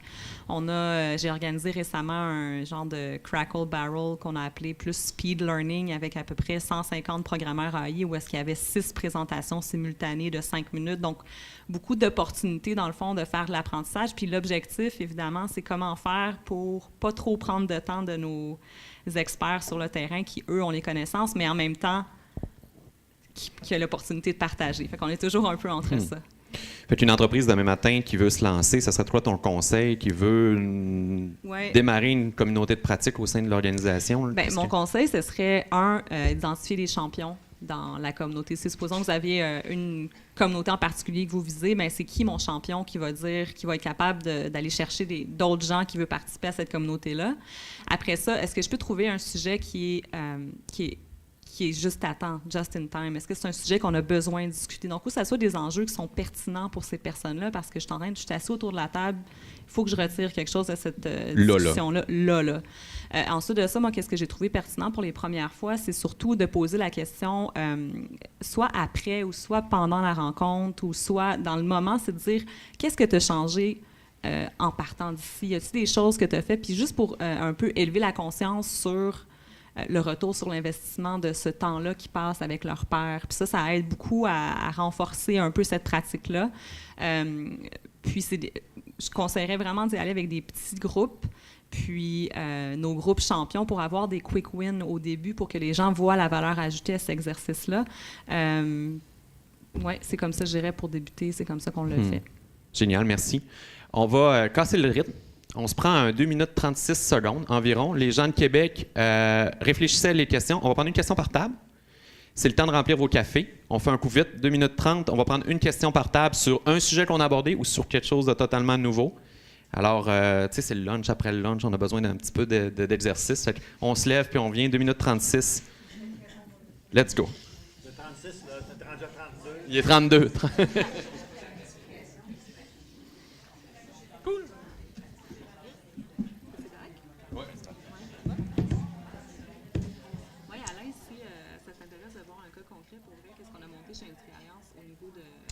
Moi, je connais bien Jean-François. Oui, c'est un bon chum. Et voilà. Chantal, c'était mon ancienne boss, dans le fond. C'est avec elle qu'on a monté ça, ce programme-là. Puis c'est assez flyé. Oui. C'est quand même nos... C'est leadership? C'est leadership conscient, oui. OK. Leadership conscient, OK. Moi, j'aime beaucoup Jean-François. Moi aussi, il est vraiment un homme extraordinaire. intéressant. Jean-François qui? Jean-François Boulet. On a reçu, en même temps, ça a été un drôle de hasard, c'est comme ça, mais le prix Fellow de l'Ordre en même temps. Pour vrai? Oui. Ah oui? Ouais. Ah, wow. Vous êtes amis dans la vie? Ah, bon, on se connaît depuis longtemps. OK. Professionnellement. Depuis un bon bout de temps. Disons qu'ils sont partout, les deux. Ils sont partout? Et on m'en veut. Parce que c'est un jury qui décide, puis on sait à peu près la dernière minute. J'étais content d'être avec lui. L'avez-vous fêté en même temps? Oh non, on avait des affaires organisées, mais moi j'étais avec ma famille, lui aussi. On s'est revus. Il est sur un comité que j'ai créé pour le Conseil du César. OK. J'ai accompagné la planification stratégique en ressources humaines du Conseil du César pendant Juste les prendre dans vos mains. Ah, OK. Parce que faut que le collègue il entendait bien, mais ça va juste grossir d'une petite shot le volume. Je disais aux gens du Conseil du Trésor, votre problème, c'est que vous êtes juste dans vos traits. Vous ne voyez pas rien, aucune autre perspective. J'ai créé un comité à l'hiver de 4-5 VP. OK. Puis on se rencontre 3 fois par année avec des gens du Conseil du Trésor. J'ai dit, envoyez, shootez. Envoyez-nous vos questions, vos problématiques. Puis on échange. Puis Jean-François est dans le comité. C'est ça que j'ai trouvé drôle, sauter de chez Industrie Alliance à chez Visa. On disait, je m'attendais à une culture de leadership. Belle organisation. Il y a des Industrie Alliance est beaucoup plus mature au niveau En leadership. matière de gestion des salaires, c'est mon winner. C'est beau. C'est mon winner. Comme on approche du leadership, il y a comme quelque chose qui clash aussi parce que c'est comme tellement une culture, comme un peu justement les Mac, puis des fois, ils opposent, pas à tort, mais comme le leadership et la gestion, il y a comme des fois des. Ils ont une espèce de. Ouais, une dissonance qui est pas là. Autant que le leadership, ça vient porter son Non, sens. ben, en fait, ils disent, écoute, avec cette gang-là, il faut pas le laisser faire. Pour leur mettre une question pour nous faire. Il y a toute une médiation à amener. Mais non, tu peux mettre la pression puis qu'ils aiment plus leur job. C'est drôle parce que je pourrais leur dire, dans le monde général, regarde un Steve Jobs qui était.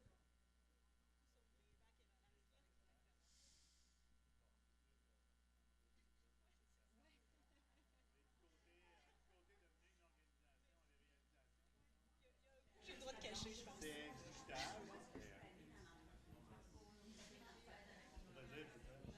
C'est pas le modèle non plus. Laisser faire qui Non, clairement pas. là. Pas prévu, mais je voyais l'énergie un petit peu baisser. Très bonne. Ah, mais c'est une très bonne idée. Il y a un problème, il y a un vrai problème sur la table là, qu'on veut commencer à aborder. Nous, c'est les générations Y commencent à gérer. Oui. Là, on en parle depuis 10 ans, à un moment donné, on vieillit. OK? Et là, ils commencent. Non, ben, moi, je suis à peu près à 25, 34. Ouais, c'est ça. C'est en gros, ils commencent à gérer. Et là, c'est intéressant de voir ce qui change.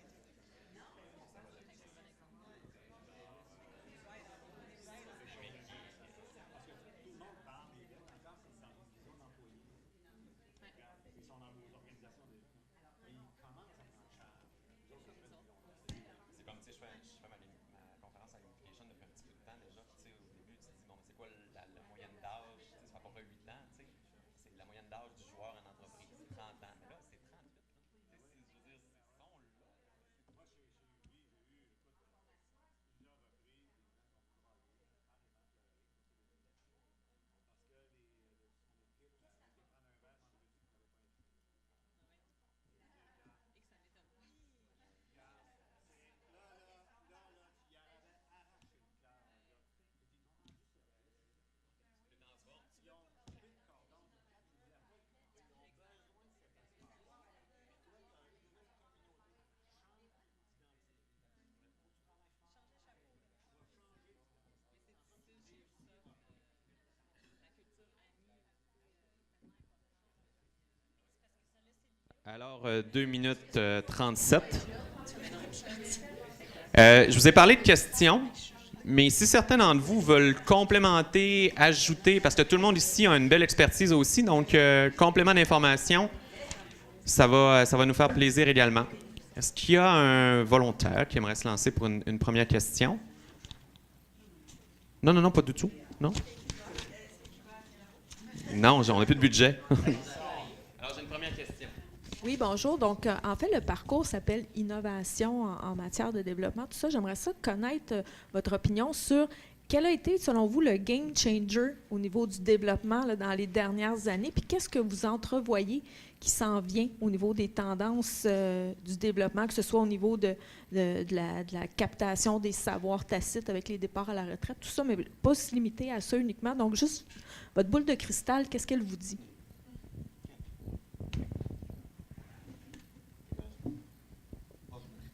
Vas-y. On va me laisser le... OK.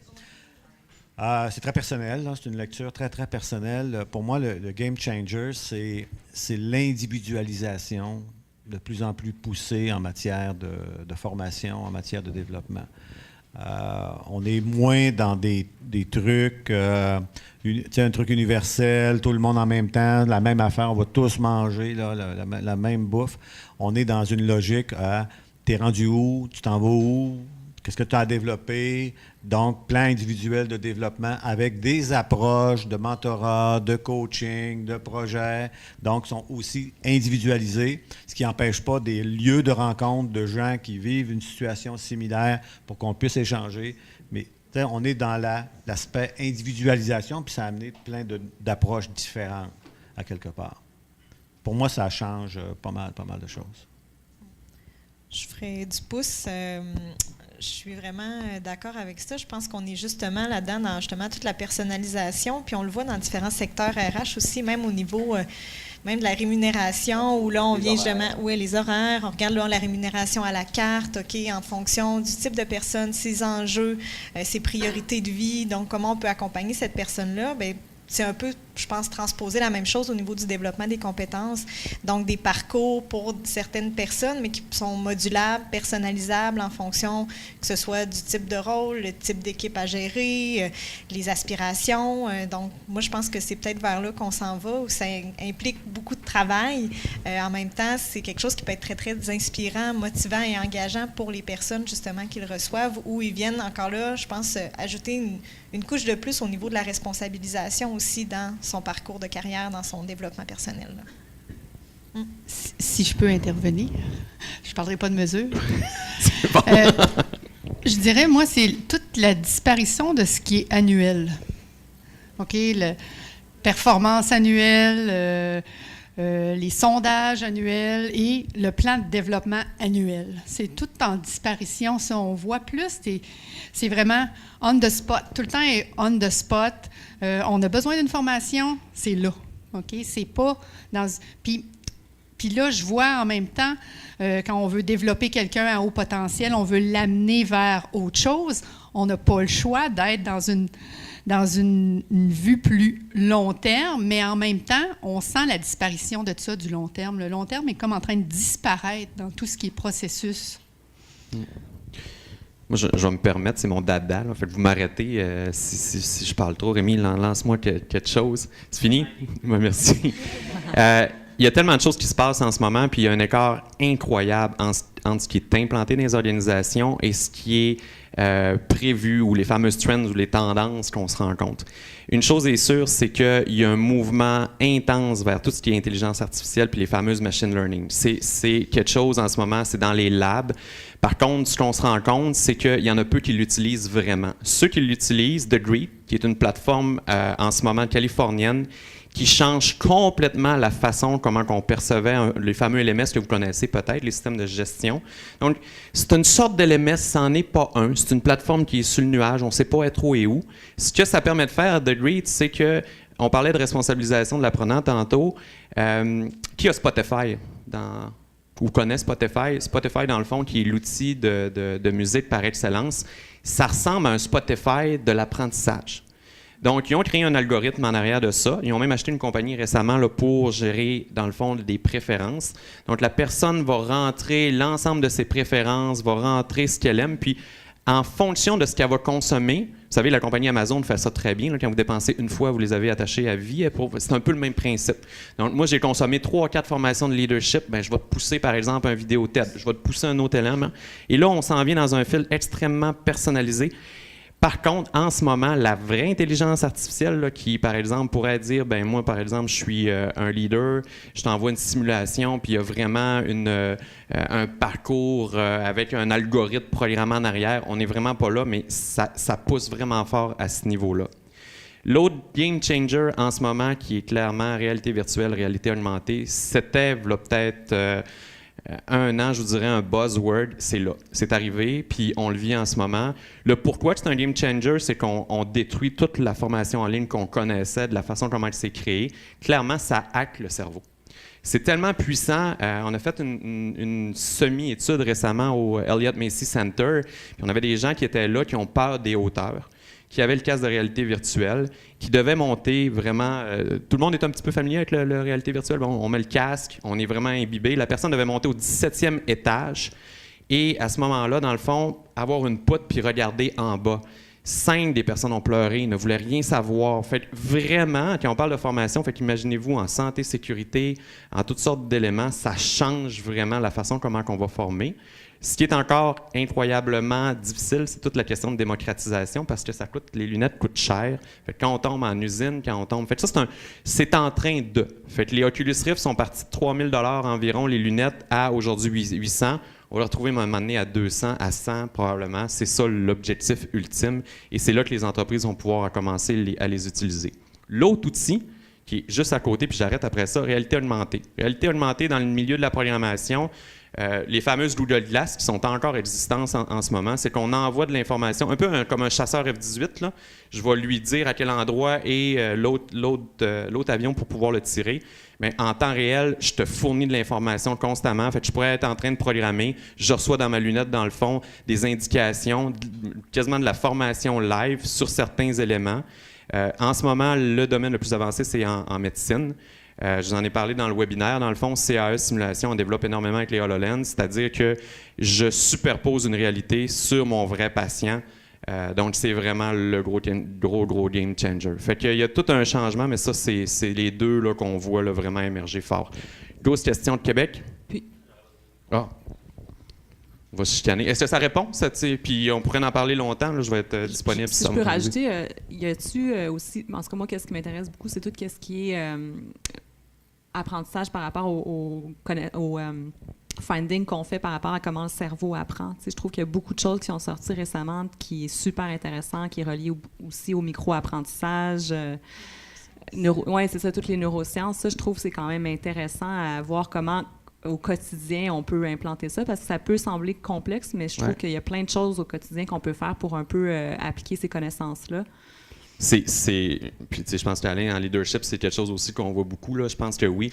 Moi, ce que j'ai beaucoup de misère en ce moment avec ça, c'est que les fournisseurs l'utilisent à bon escient, puis tu vas sortir des statistiques complètement folles sur cette utilisation-là.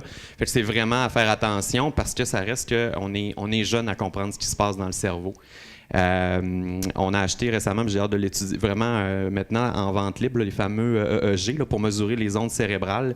Puis être capable de contrôler un drone avec... Ça s'est rendu vraiment, vraiment très loin, mais on ne connaît pas le cerveau. C'est complètement fou. Là, dans les recherches ne sont pas encore aujourd'hui à jour. Il y a plusieurs références en m'écrivant que je peux vous donner, là, des gens qui ont fait beaucoup de recherches qu'on peut suivre. Mais je vous dirais, attention, c'est moi qui dis ça, là, attention aux fournisseurs qui utilisent ces statistiques-là d'une façon un peu galvaudée. Là. Question sur le chat là, en web diffusion. Pour toi, Chantal d'Ubisoft, c'est Marie-Ève Vignola qui demande comment mettez-vous de l'avant la formation dans vos moments où les timelines sont serrés, où les livrables sont souvent la priorité? Vous attendez les temps morts ou vous assurez une continuité en tout temps? Oui, ça, c'est un bon point. Il n'y a pas de temps mort dans l'industrie du jeu. Dans le fond, comment je l'ai appliqué au niveau de la programmation, du moins, c'est qu'on fait une analyse de besoins vraiment au moment où on appelle ça le FPP. Dans le fond, c'est une gate du jeu où est-ce qu'on sait que les programmeurs vont avoir sûrement un gap de connaissances un peu plus important. Donc, on fait une analyse de besoins assez poussée avec tout ce qui est nos responsables technologiques. Puis la façon qu'on gère, c'est qu'on identifie vraiment des formations qui vont avoir besoin dans la prochaine année, qui est vraiment pertinente à qu'est-ce qu'ils vont faire dans le jeu à ce moment-là. À la suite de ça, dans le fond, qu'est-ce qu'on fait? C'est qu'on leur demande évidemment de prioriser parce que souvent, ils sont comme très enthousiastes et très peu en fait, étonnamment, ils ne se souviennent plus à quel point ils vont vraiment être dans le jus puis qu'ils n'auront pas le temps de se former. Donc, on priorise avec eux, puis là, on leur fait vraiment un plan d'action. Puis dans le fond, le but, c'est que, oui, il y a des actions en formation qui leur demandent de prendre du temps, mais on essaie de trouver, dans le fond, le plus de solutions de développement possible qui est 2 heures à l'heure du dîner avec un expert qui partage vraiment des choses super concrètes sur leur jeu. Donc, on utilise beaucoup leurs gens dans leur jeu pour des difficultés ciblées vraiment sur le moment. Donc, c'est beaucoup comme ça qu'on le gère. Ce qui fait que lorsqu'il arrive une formation, bien, ils savent que c'est eux qui l'ont demandé, ils savent qu'ils en ont besoin maintenant. Donc, ça aide beaucoup à se libérer du temps parce que, dans le fond, ça va les aider à être plus performants s'ils sont conscients parce qu'ils sont vraiment au bon moment. C'est comme ça qu'on le gère au niveau techno, du moins. Merci. Autre question de la foule? Du groupe? Ici, là? Samuel? La question qu'on se posait, c'était finalement, dans des contextes d'entreprises qui sont assez multigénérationnels, comment être capable à la fois de personnaliser à chacune des personnes le parcours de formation et en même temps de personnaliser tout en permettant en même temps qu'il y ait des entrelacements, des rencontres entre les différentes personnes dans l'entreprise pour justement stimuler ce 20% dans le premier modèle, 35% dans l'autre. En fait, je peux peut-être débuter avec nous, ce qu'on fait. Je vais y aller vraiment avec des exemples concrets. Des fois, c'est ce qui nous parle le plus. Au niveau du côté multigénération, où en fait, des gens qui ont plus d'expérience avec nous, des gens qui ont moins d'expérience. Si je regarde au niveau techno, nous, on a vraiment une pratique qu'on appelle les vendredis techno, tout simplement, qui est un vendredi sur 2. L'après-midi est entièrement débloqué, en fait, pour tous les gens de l'équipe TI. Pour de la formation. C'est pas obligatoire, c'est en fonction des intérêts, des aspirations des gens et tout ça. Mais on ne voulait pas que ce soit simplement les seniors ou les gens qui ont plus d'expérience qui puissent présenter ou qui puissent monter du contenu pour ces moments-là. Donc, on y va vraiment avec une approche qui est très, très globale. Donc, j'ai autant je vais appeler des recrues, donc des nouveaux développeurs qui viennent avec nous, qui vont même présenter un travail académique qu'ils ont fait 3 mois avant parce qu'ils viennent juste de sortir de l'université. Qu'on va avoir nos seniors qui vont pousser par rapport à une techno qui est pas nécessairement même à jour, mais qu'on sert encore donc pour former, comme je vais avoir peut-être des développeurs intermédiaires qui vont aller chercher vraiment une nouvelle tendance. Donc, on essaie vraiment de diversifier pour favoriser les rapprochements puis le transfert entre les différentes générations, en tout cas au niveau technologique, les différentes personnes qui ont vécu même des générations différentes de l'entreprise. Donc, ça va jusque-là aussi au niveau des partages. Puis, si je regarde à plus large échelle, même dans l'entreprise globalement, on a monté aussi un programme où je vous parlais des fintech, donc les finances qui rencontrent la technologie. Ça a longtemps été 2 secteurs très, très, très, très éloignés. Hein. Donc, le volet où, dans l'équipe, j'ai la moitié de l'équipe qui est une équipe de TI, l'autre moitié qui est une équipe très client, donc des gens qui connaissent plus la finance, l'assurance, qui sont aux ventes, marketing et tout ça. On a même fait un programme pour que le côté client forme le côté TI et que le côté TI forme le côté client. Donc, pour aller chercher des nouvelles compétences qui ne sont pas nécessairement... mes gens, par exemple, aux ventes, n'ont pas besoin de savoir exactement ce que les développeurs font, mais les développeurs n'ont pas besoin de savoir exactement ce que les gens aux ventes font, mais ça les aide à être plus performants et avoir un sentiment d'efficacité personnelle qui est souvent plus grand parce qu'ils vont avoir une meilleure idée, par exemple, un moteur de calcul pour une analyse retraite. Ils vont comprendre pourquoi ils le font, c'est qui le end-user, comment l'erreur peut impacter aussi. Donc, on va aussi avec des programmes un peu hybrides comme ça pour favoriser les rapprochements entre différentes générations ou groupes. Ouais. Merci. Est-ce que ça répond en partie? Oui. André, j'ai le goût de te poser une question. On a parlé non, pas question. On vient de parler un peu d'innovation. La mesure, on n'a pas l'air à trop mesurer. Au Québec, je me trompe-tu? Non, tu ne te trompes pas. On peut-tu innover? Ça serait quoi? Y a-t-il moyen d'innover dans ce domaine-là? Qu'est-ce qu'on peut faire au niveau de la mesure? C'est quoi ton feeling par rapport à ça? Tout le monde dit de mesurer, pas beaucoup le font.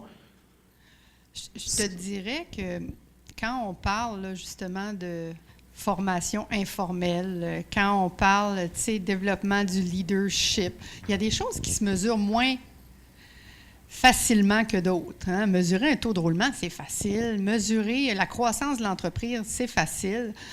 Le modèle de Kirkpatrick dont j'ai parlé, je n'ai pas vu grand monde qui l'ont appliqué là, de A à Z. C'est pas facile à faire. Cependant, moi, ce que je pense qu'il faut faire, c'est avoir toujours dans l'idée de trouver nos formations, ce qu'on fait, notre développement des compétences, c'est quoi le but qu'on veut atteindre, OK? Quand on développe les compétences, c'est qu'on veut que l'entreprise soit plus productive, on veut faire plus de ventes, donc, partons dans l'idée d'avoir au moins le résultat qu'on veut atteindre et de mesurer ça. Et là, d'essayer, et là, M. Gosselin pourrait me dédire là-dessus, essayer de venir montrer le lien, la corrélation qui existe entre ce qu'on fait en développement des compétences et le résultat. On peut montrer une corrélation, ça ne veut pas dire que ça va être nécessairement une causalité, mais au moins, si on est capable de faire ça, c'est déjà un bon point. Quand on parle là, de communauté de pratique, au moins d'être capable de dire, bien, on a fait combien de communautés de pratique dans l'année?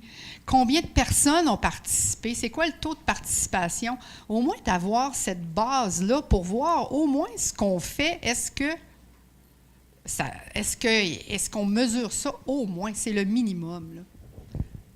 Je vais pas te dédire, mais je vais juste compléter quelque chose que les gens n'ont pas bien saisi, en ressources humaines, en tout cas, n'ont pas bien saisi. J'ai plus au moins 20 ans, moi et mon collègue Jean-Yves Leloirne, on a créé le modèle de l'escalier. On a enseigné pendant bien longtemps, mais que les gens n'utilisent pas suffisamment. Ce qu'il faut comprendre, c'est qu'à quelque part, c'est comment tu crées de la valeur. C'est un peu ça qu'on veut mesurer. Puis on mesure beaucoup les activités, on mesure ce qu'on fait, mais on ne mesure pas nécessairement l'impact que ça a. Mais dans le modèle de l'escalier, c'est essentiellement, tu dis, j'ai des activités en ressources humaines que je fais, donc de la formation. Je veux livrer des résultats. Avant d'aller trop loin, là, quand tu montes un escalier, tu ne sautes pas sur le palier d'un coup, là. Hein, tu ne prends pas une perche pour monter, tu vas monter les marches. Bien, c'est la même chose. Donc, tu vas dire, quels sont les résultats ressources humaines que je veux créer? Et en ressources humaines, c'est pas compliqué. On produit en général 3 types de résultats, surtout 2. On veut faire bouger des attitudes, ce que les gens pensent, et on veut faire bouger des comportements, ce que les gens font. C'est tout le temps ce qu'on fait. Okay? Moi, je peux bien dire, je vais faire un programme en leadership. Qu'est-ce que je veux? Je veux que les gens aient un changement identitaire, qu'ils disent, c'est ma job. Donc, mes attitudes changent, puis je veux qu'ils changent leur comportement dans leur relation avec leur patron, dans la relation avec leurs employés. C'est ça que je vais mesurer. Et ça, normalement, devrait avoir un impact sur le taux de rétention, devrait avoir un impact sur la qualité de service de mes clients, devrait avoir un impact sur mes projets qui sont livrés en temps. Les impacts ressources humaines conduisent à des impacts d'affaires, à des résultats d'affaires qui, eux, conduisent à des résultats financiers. Mais demandez-moi pas de partir du programme de formation puis d'arriver aux résultats financiers. Ça n'a aucun sacrement de bon sens. C'est la même façon si je dis, on va livrer, on va faire une publicité. OK? On va essayer de mesurer l'impact entre l'argent qu'on a dépensé en publicité et les profits d'entreprise. Vous ne serez jamais capable d'établir le lien. Ce qu'on va faire, c'est qu'on va appeler un certain nombre de personnes à la maison, puis on va leur dire, avez-vous vu cette publicité-là? OK? Oui. Qui était l'entreprise, quelle était l'entreprise, puis quel était le message. Puis si 90% des gens ne sont pas capables de se souvenir de l'entreprise ni du message, tu auras beau avoir un lien statistique avec les profits, c'est de la foutaise. Parce que personne ne l'a vu, ton message, ou personne ne l'a associé à l'entreprise ni à une qualité du produit. Donc, il faut que tu fasses la démonstration que ce que tu as fait bouger quelque chose que tu peux mesurer. Et on passe notre temps à mesurer les attitudes par des sondages et tout ce que vous voulez, et on passe notre temps à mesurer les comportements. Donc, allons pas plus loin que ça. Qu'est-ce que vous voulez faire bouger par votre formation, puis regardez si ça a bougé. Puis ça, normalement, devrait être associé à un impact d'une autre nature. Mais il faut faire ça. Intéressant, merci. Il y a une question que je voulais absolument poser, Chantal, là-bas pour toi, parce qu'il y a tout le temps la problématique, puis dans nos PME, on le vit, la question de l'expert. Interne, externe, comment ça se passe chez vous? Puis j'aimerais ça que tu fasses ce point-là, puis une petite loupe aussi pour les post-mortem. Comment qu'on en retire? Parce qu'évidemment, on le sait, là, en technologie, on est beaucoup en mode projet. Comment c'est structuré, puis est-ce que ça peut être utilisé pour le développement des gens? OK. Au niveau des experts, dans le fond, ça dépend beaucoup des communautés. Donc, par exemple, pour la communauté de gestion, on fait beaucoup affaire, en fait, avec le HEC. On a une entente assez intime. Ça va faire un bon 8 ans. On partira pas des rumeurs. Non, en fait, il y a des programmes qui sont... il y en a 2, en fait, un récemment qui a été mis en place. Donc, tout ce qui a trait au développement de leadership, on deal beaucoup plus avec l'externe, donc avec les enjeux que vous connaissez quand on gère avec des fournisseurs externes. L'enjeu que moi, je connais, dans le fond, c'est que... il y a très peu de compagnies externes qui sont capables d'offrir l'offre de formation qu'on a besoin pour développer nos programmeurs. Donc, mes experts, c'est des SMI internes, pas mal, je dirais, à 90% de qu'est-ce qu'on offre. Donc, quand je dis des SMI externes, ça veut dire que c'est des gens qui sont sur le jeu puis qui travaillent à environ 100 heures semaine déjà à la base. Là. Donc, l'enjeu, c'est d'avoir ces personnes-là. L'enjeu, c'est de bien les guider. Donc, dans le fond, dans mon équipe, on a des instructional designers qui, eux, sont responsables d'accompagner le SMI, de lui montrer c'est quoi monter une formation. Puis, tu sais, on s'entend, c'est des personnes extrêmement intelligentes, donc ils comprennent pas trop pourquoi tu es là, toi là, la formation, je suis capable de la donner, je le fais. Là, donc, c'est tout cet enjeu-là d'accompagner le SMI dans notre expertise en pédagogie, en andragogie. Puis c'est de trouver des façons qui sont faciles pour eux aussi. Donc, comment je fais pour... donc, il faut être extrêmement flexible. Il n'y a vraiment pas un one-fit-all. Voici le processus que je t'amène. On se rencontre une fois par mois, une demi-journée. C'est vraiment pas ça. C'est vraiment, OK, t'es rendu où dans ton jeu en ce moment? T'as-tu besoin qu'on aille luncher? OK, bon, on pourrait peut-être faire un 2 heures à ce moment-là. Écoute, on l'a planifié depuis un mois, ce 2 heures-là, puis je n'ai vraiment besoin, puis tu t'annules 2 secondes après, 2 secondes avant, bien, c'est ça la réalité. Fait que c'est beaucoup une question d'agilité, de flexibilité, puis c'est beaucoup une question d'engager nos experts. Donc, on a un gros système de contributeurs qu'on appelle, donc de remerciements de nos contributeurs. On s'entend que si ces gens-là n'étaient pas là, l'offre de formation chez Ubisoft, technologiquement parlant, serait presque inexistante. Là. Donc, c'est grâce à eux si on a une offre de formation. Alors, nous, on les remercie beaucoup.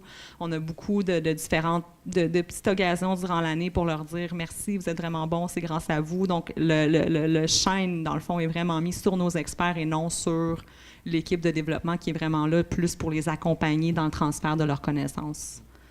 Puis, les post-mortem, dans le fond, les post-mortem, juste pour vous dire, c'est un processus qui a été mis en place parce qu'on s'est rendu compte que quand moi, je suis un assassin, par exemple, ça fait 2 ans, avec mes 1000 programmeurs que je travaille sur un jeu, j'ai un studio à Shanghai, un studio à Toronto, à Québec, à Montréal, et j'en perds sûrement. Donc, pendant cette année-là de développement, j'ai appris pas mal d'affaires. Et comment je fais, dans le fond, pour transférer toutes ces connaissances-là aux autres jeux qui sont en train de vivre presque le même processus que toi, mais ça se faisait pas beaucoup ou ça se faisait à haut niveau parfois avec les producteurs. Donc, c'est un processus qu'on a essayé de mettre en place. Puis là, on est rendu en fait au point où est-ce qu'on veut le mettre en place. C'est une culture très bottom-up, là, Ubisoft. Donc, on est en train de le mettre en place avec nos team leads, donc le plus bas niveau de gestion. Puis le but, c'est de dire, après ton jeu, je travaille avec toi, team lead de Watch Dogs, puis je te dis, OK, qu'est-ce que tu as appris? Puis encore une fois, c'est pas un format one-fit-all. C'est qu'est-ce que tu as appris, comment qu'on le partage, puis le but, c'est qu'il le partage avec tous les autres jeux, puis il y a vraiment une transparence le plus possible pour dire voici ce que j'ai appris, puis refaites pas la même chose que moi, dans le fond. Là. Bon. Je vais juste ajouter quelque chose là-dessus, parce que ce qui est dit là est fort important. C'est doublement gagnant, parce que je prends quelqu'un qui a vécu une expérience significative, qui est potentiellement riche en apprentissage. J'ai appris à gérer des projets, à débugger des situations, à gérer des conflits. J'ai appris sur plein d'affaires à l'intérieur de cette année-là. En créant l'occasion où je vais prendre quelqu'un et lui dire « transfère ces leçons-là à un autre groupe », répétez pas les mêmes erreurs que j'ai faites, en gros. Ouais. J'oblige cette personne-là à prendre son expérience, à l'amener en réflexion, puis à tirer des leçons. Pour que je puisse les transférer, il faut que je les ai identifiées. Fait que là, je viens de le faire apprendre. Ça, je suis premièrement gagnant. Deuxièmement, je fais apprendre plein de gens. Puis là, dans le 70-20-10, là, ça, c'est le 20. Je ne sais pas si vous me suivez, là. Le 70, c'est l'expérience de Robert, là, qui a passé à travers une année dans le projet. Puis le 20, c'est l'expérience, les leçons de Robert qui sont partagées. Quand moi, j'aurai à gérer un jeu, même à plus petit niveau, j'ai déjà une grille d'analyse de ce qu'il faut faire et pas faire à partir de quelqu'un qui est crédible, bien plus crédible que n'importe quel prof que je mettrai en avant. Clairement, okay? Intéressant. Et essentiellement, je viens doublement de gagner. J'ai consolidé l'apprentissage de Robert, puis j'ai transféré ça à une gang de personnes qui soudainement deviennent plus compétents sans avoir à passer à travers la même expérience. Puis ce que je trouve, si je peux ajouter là-dessus, ce que je trouve intéressant, nous, on faisait un peu ce volet-là de post-mortem.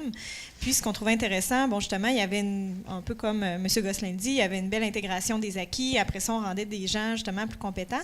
Puis le bout, on trouvait qu'il y avait un élément qui manquait, c'était qu'après un an, on se disait, il s'est passé comme un gros projet, on a fait vraiment des choses, mais le continu, moi, je crois beaucoup que l'annuel peut rester, mais dans la mesure où il est au service du continu et le continu est au service de l'annuel. Donc, moi, c'est vraiment comme ça que je crois fondamentalement.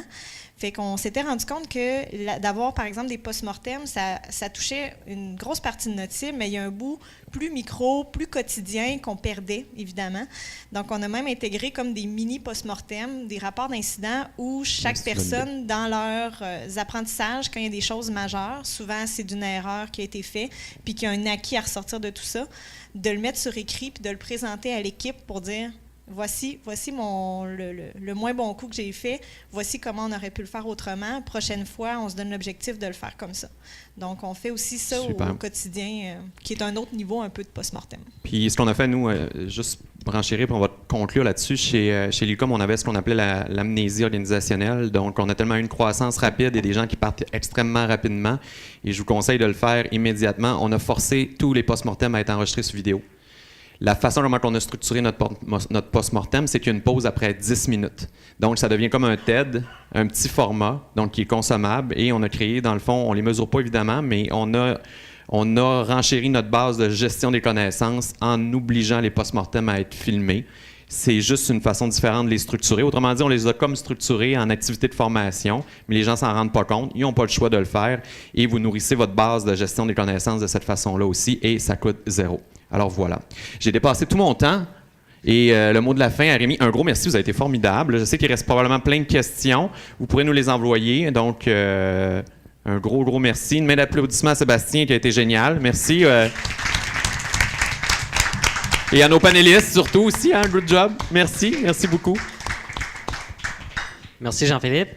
Dans le fond, oui, on a 2 heures, c'est déjà un gros panel versus d'autres peut-être panels que vous avez assistés. On a essayé de rendre ça encore plus dynamique que le premier, puis le troisième, si vous êtes là, ça va être encore plus dynamique. Non.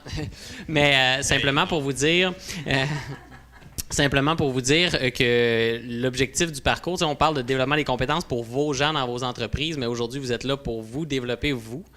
Et dans ce sens-là, nous aussi, chez Technocompétences, on essaye d'être innovant le plus possible, de dynamiser ça. Donc, feedback, important. On vous a envoyé pendant là, 5 minutes, je pense que ma collègue vous a envoyé un questionnaire qu'on a également ajouté un petit couple de questions, très court, là, 2 minutes, mais avoir votre feedback, super important pour être capable de s'améliorer. Le format par rapport à tout ça. Sachez aussi que c'est un travail en continu. Le concept d'avoir un chef de pratique comme Jean-Philippe dans le parcours, c'est d'amener un fil conducteur dans tout ça pour que vous puissiez revenir à chaque activité avec des idées que vous avez semées aujourd'hui. Vous pouvez revenir questionner. On a du réseautage de prévu dans les étapes à venir et tout ça. Donc, ce n'est que partie remise au lab si jamais il y a des choses que vous êtes restés sur votre faim aujourd'hui. Maintenant, je vais prendre ma feuille pour être sûr de ne pas oublier les petites choses rapides. Là. Mais donc, moi aussi, en mon nom personnel, au nom de Technocompétences, merci de votre temps pour être venu comme panéliste nous voir. C'était super intéressant, super enrichissant. Également, vous dire que pour le prochain laboratoire Montréal, juste bref rappel, lundi 9 mai en PM, ici à la Maison du développement durable. Laboratoire Québec, jeudi le 4 mai, en après-midi également au camp. Je fais donc oui. Ensuite de ça, pour les gens qui sont en mode virtuel, qui ont pris le package juste en mode virtuel, ben je dis, puis je parle aux gens aussi en ligne, on se revoit pour le volet virtuel du panel final le 19 juin. Là, on va venir consolider un peu l'ensemble de ce qu'on a appris dans nos 3 parcours avec nos différents chefs de pratique. Donc, on va mettre un peu tout ça ensemble, créer du sens avec tout ça pour un peu refermer tout ce qu'on aura pu découvrir dans nos laboratoires laboratoire où ce que là, on ouvre un peu au niveau de la créativité. Donc, rendez-vous à pas manquer. Troisième parcours, comme je l'ai dit, des leaders de demain pour les équipes d'aujourd'hui avec Alain Baudouin, qui est notre chef de pratique de anciennement IC Formation, maintenant Agenda, qui débute le 10 mai. C'est encore temps si jamais du monde ça vous intéresse. Et je remercie nos partenaires que vous voyez à l'écran. On en a beaucoup. Tous les partenaires de l'industrie, autant on en a beaucoup également à Québec, qui ont pu diffuser un peu l'ensemble de l'événement. Et nos partenaires aussi de contenu là, avec Synthèse, tout ça, avec nos différents chefs de pratique. Donc, un gros merci à tout ce beau monde-là.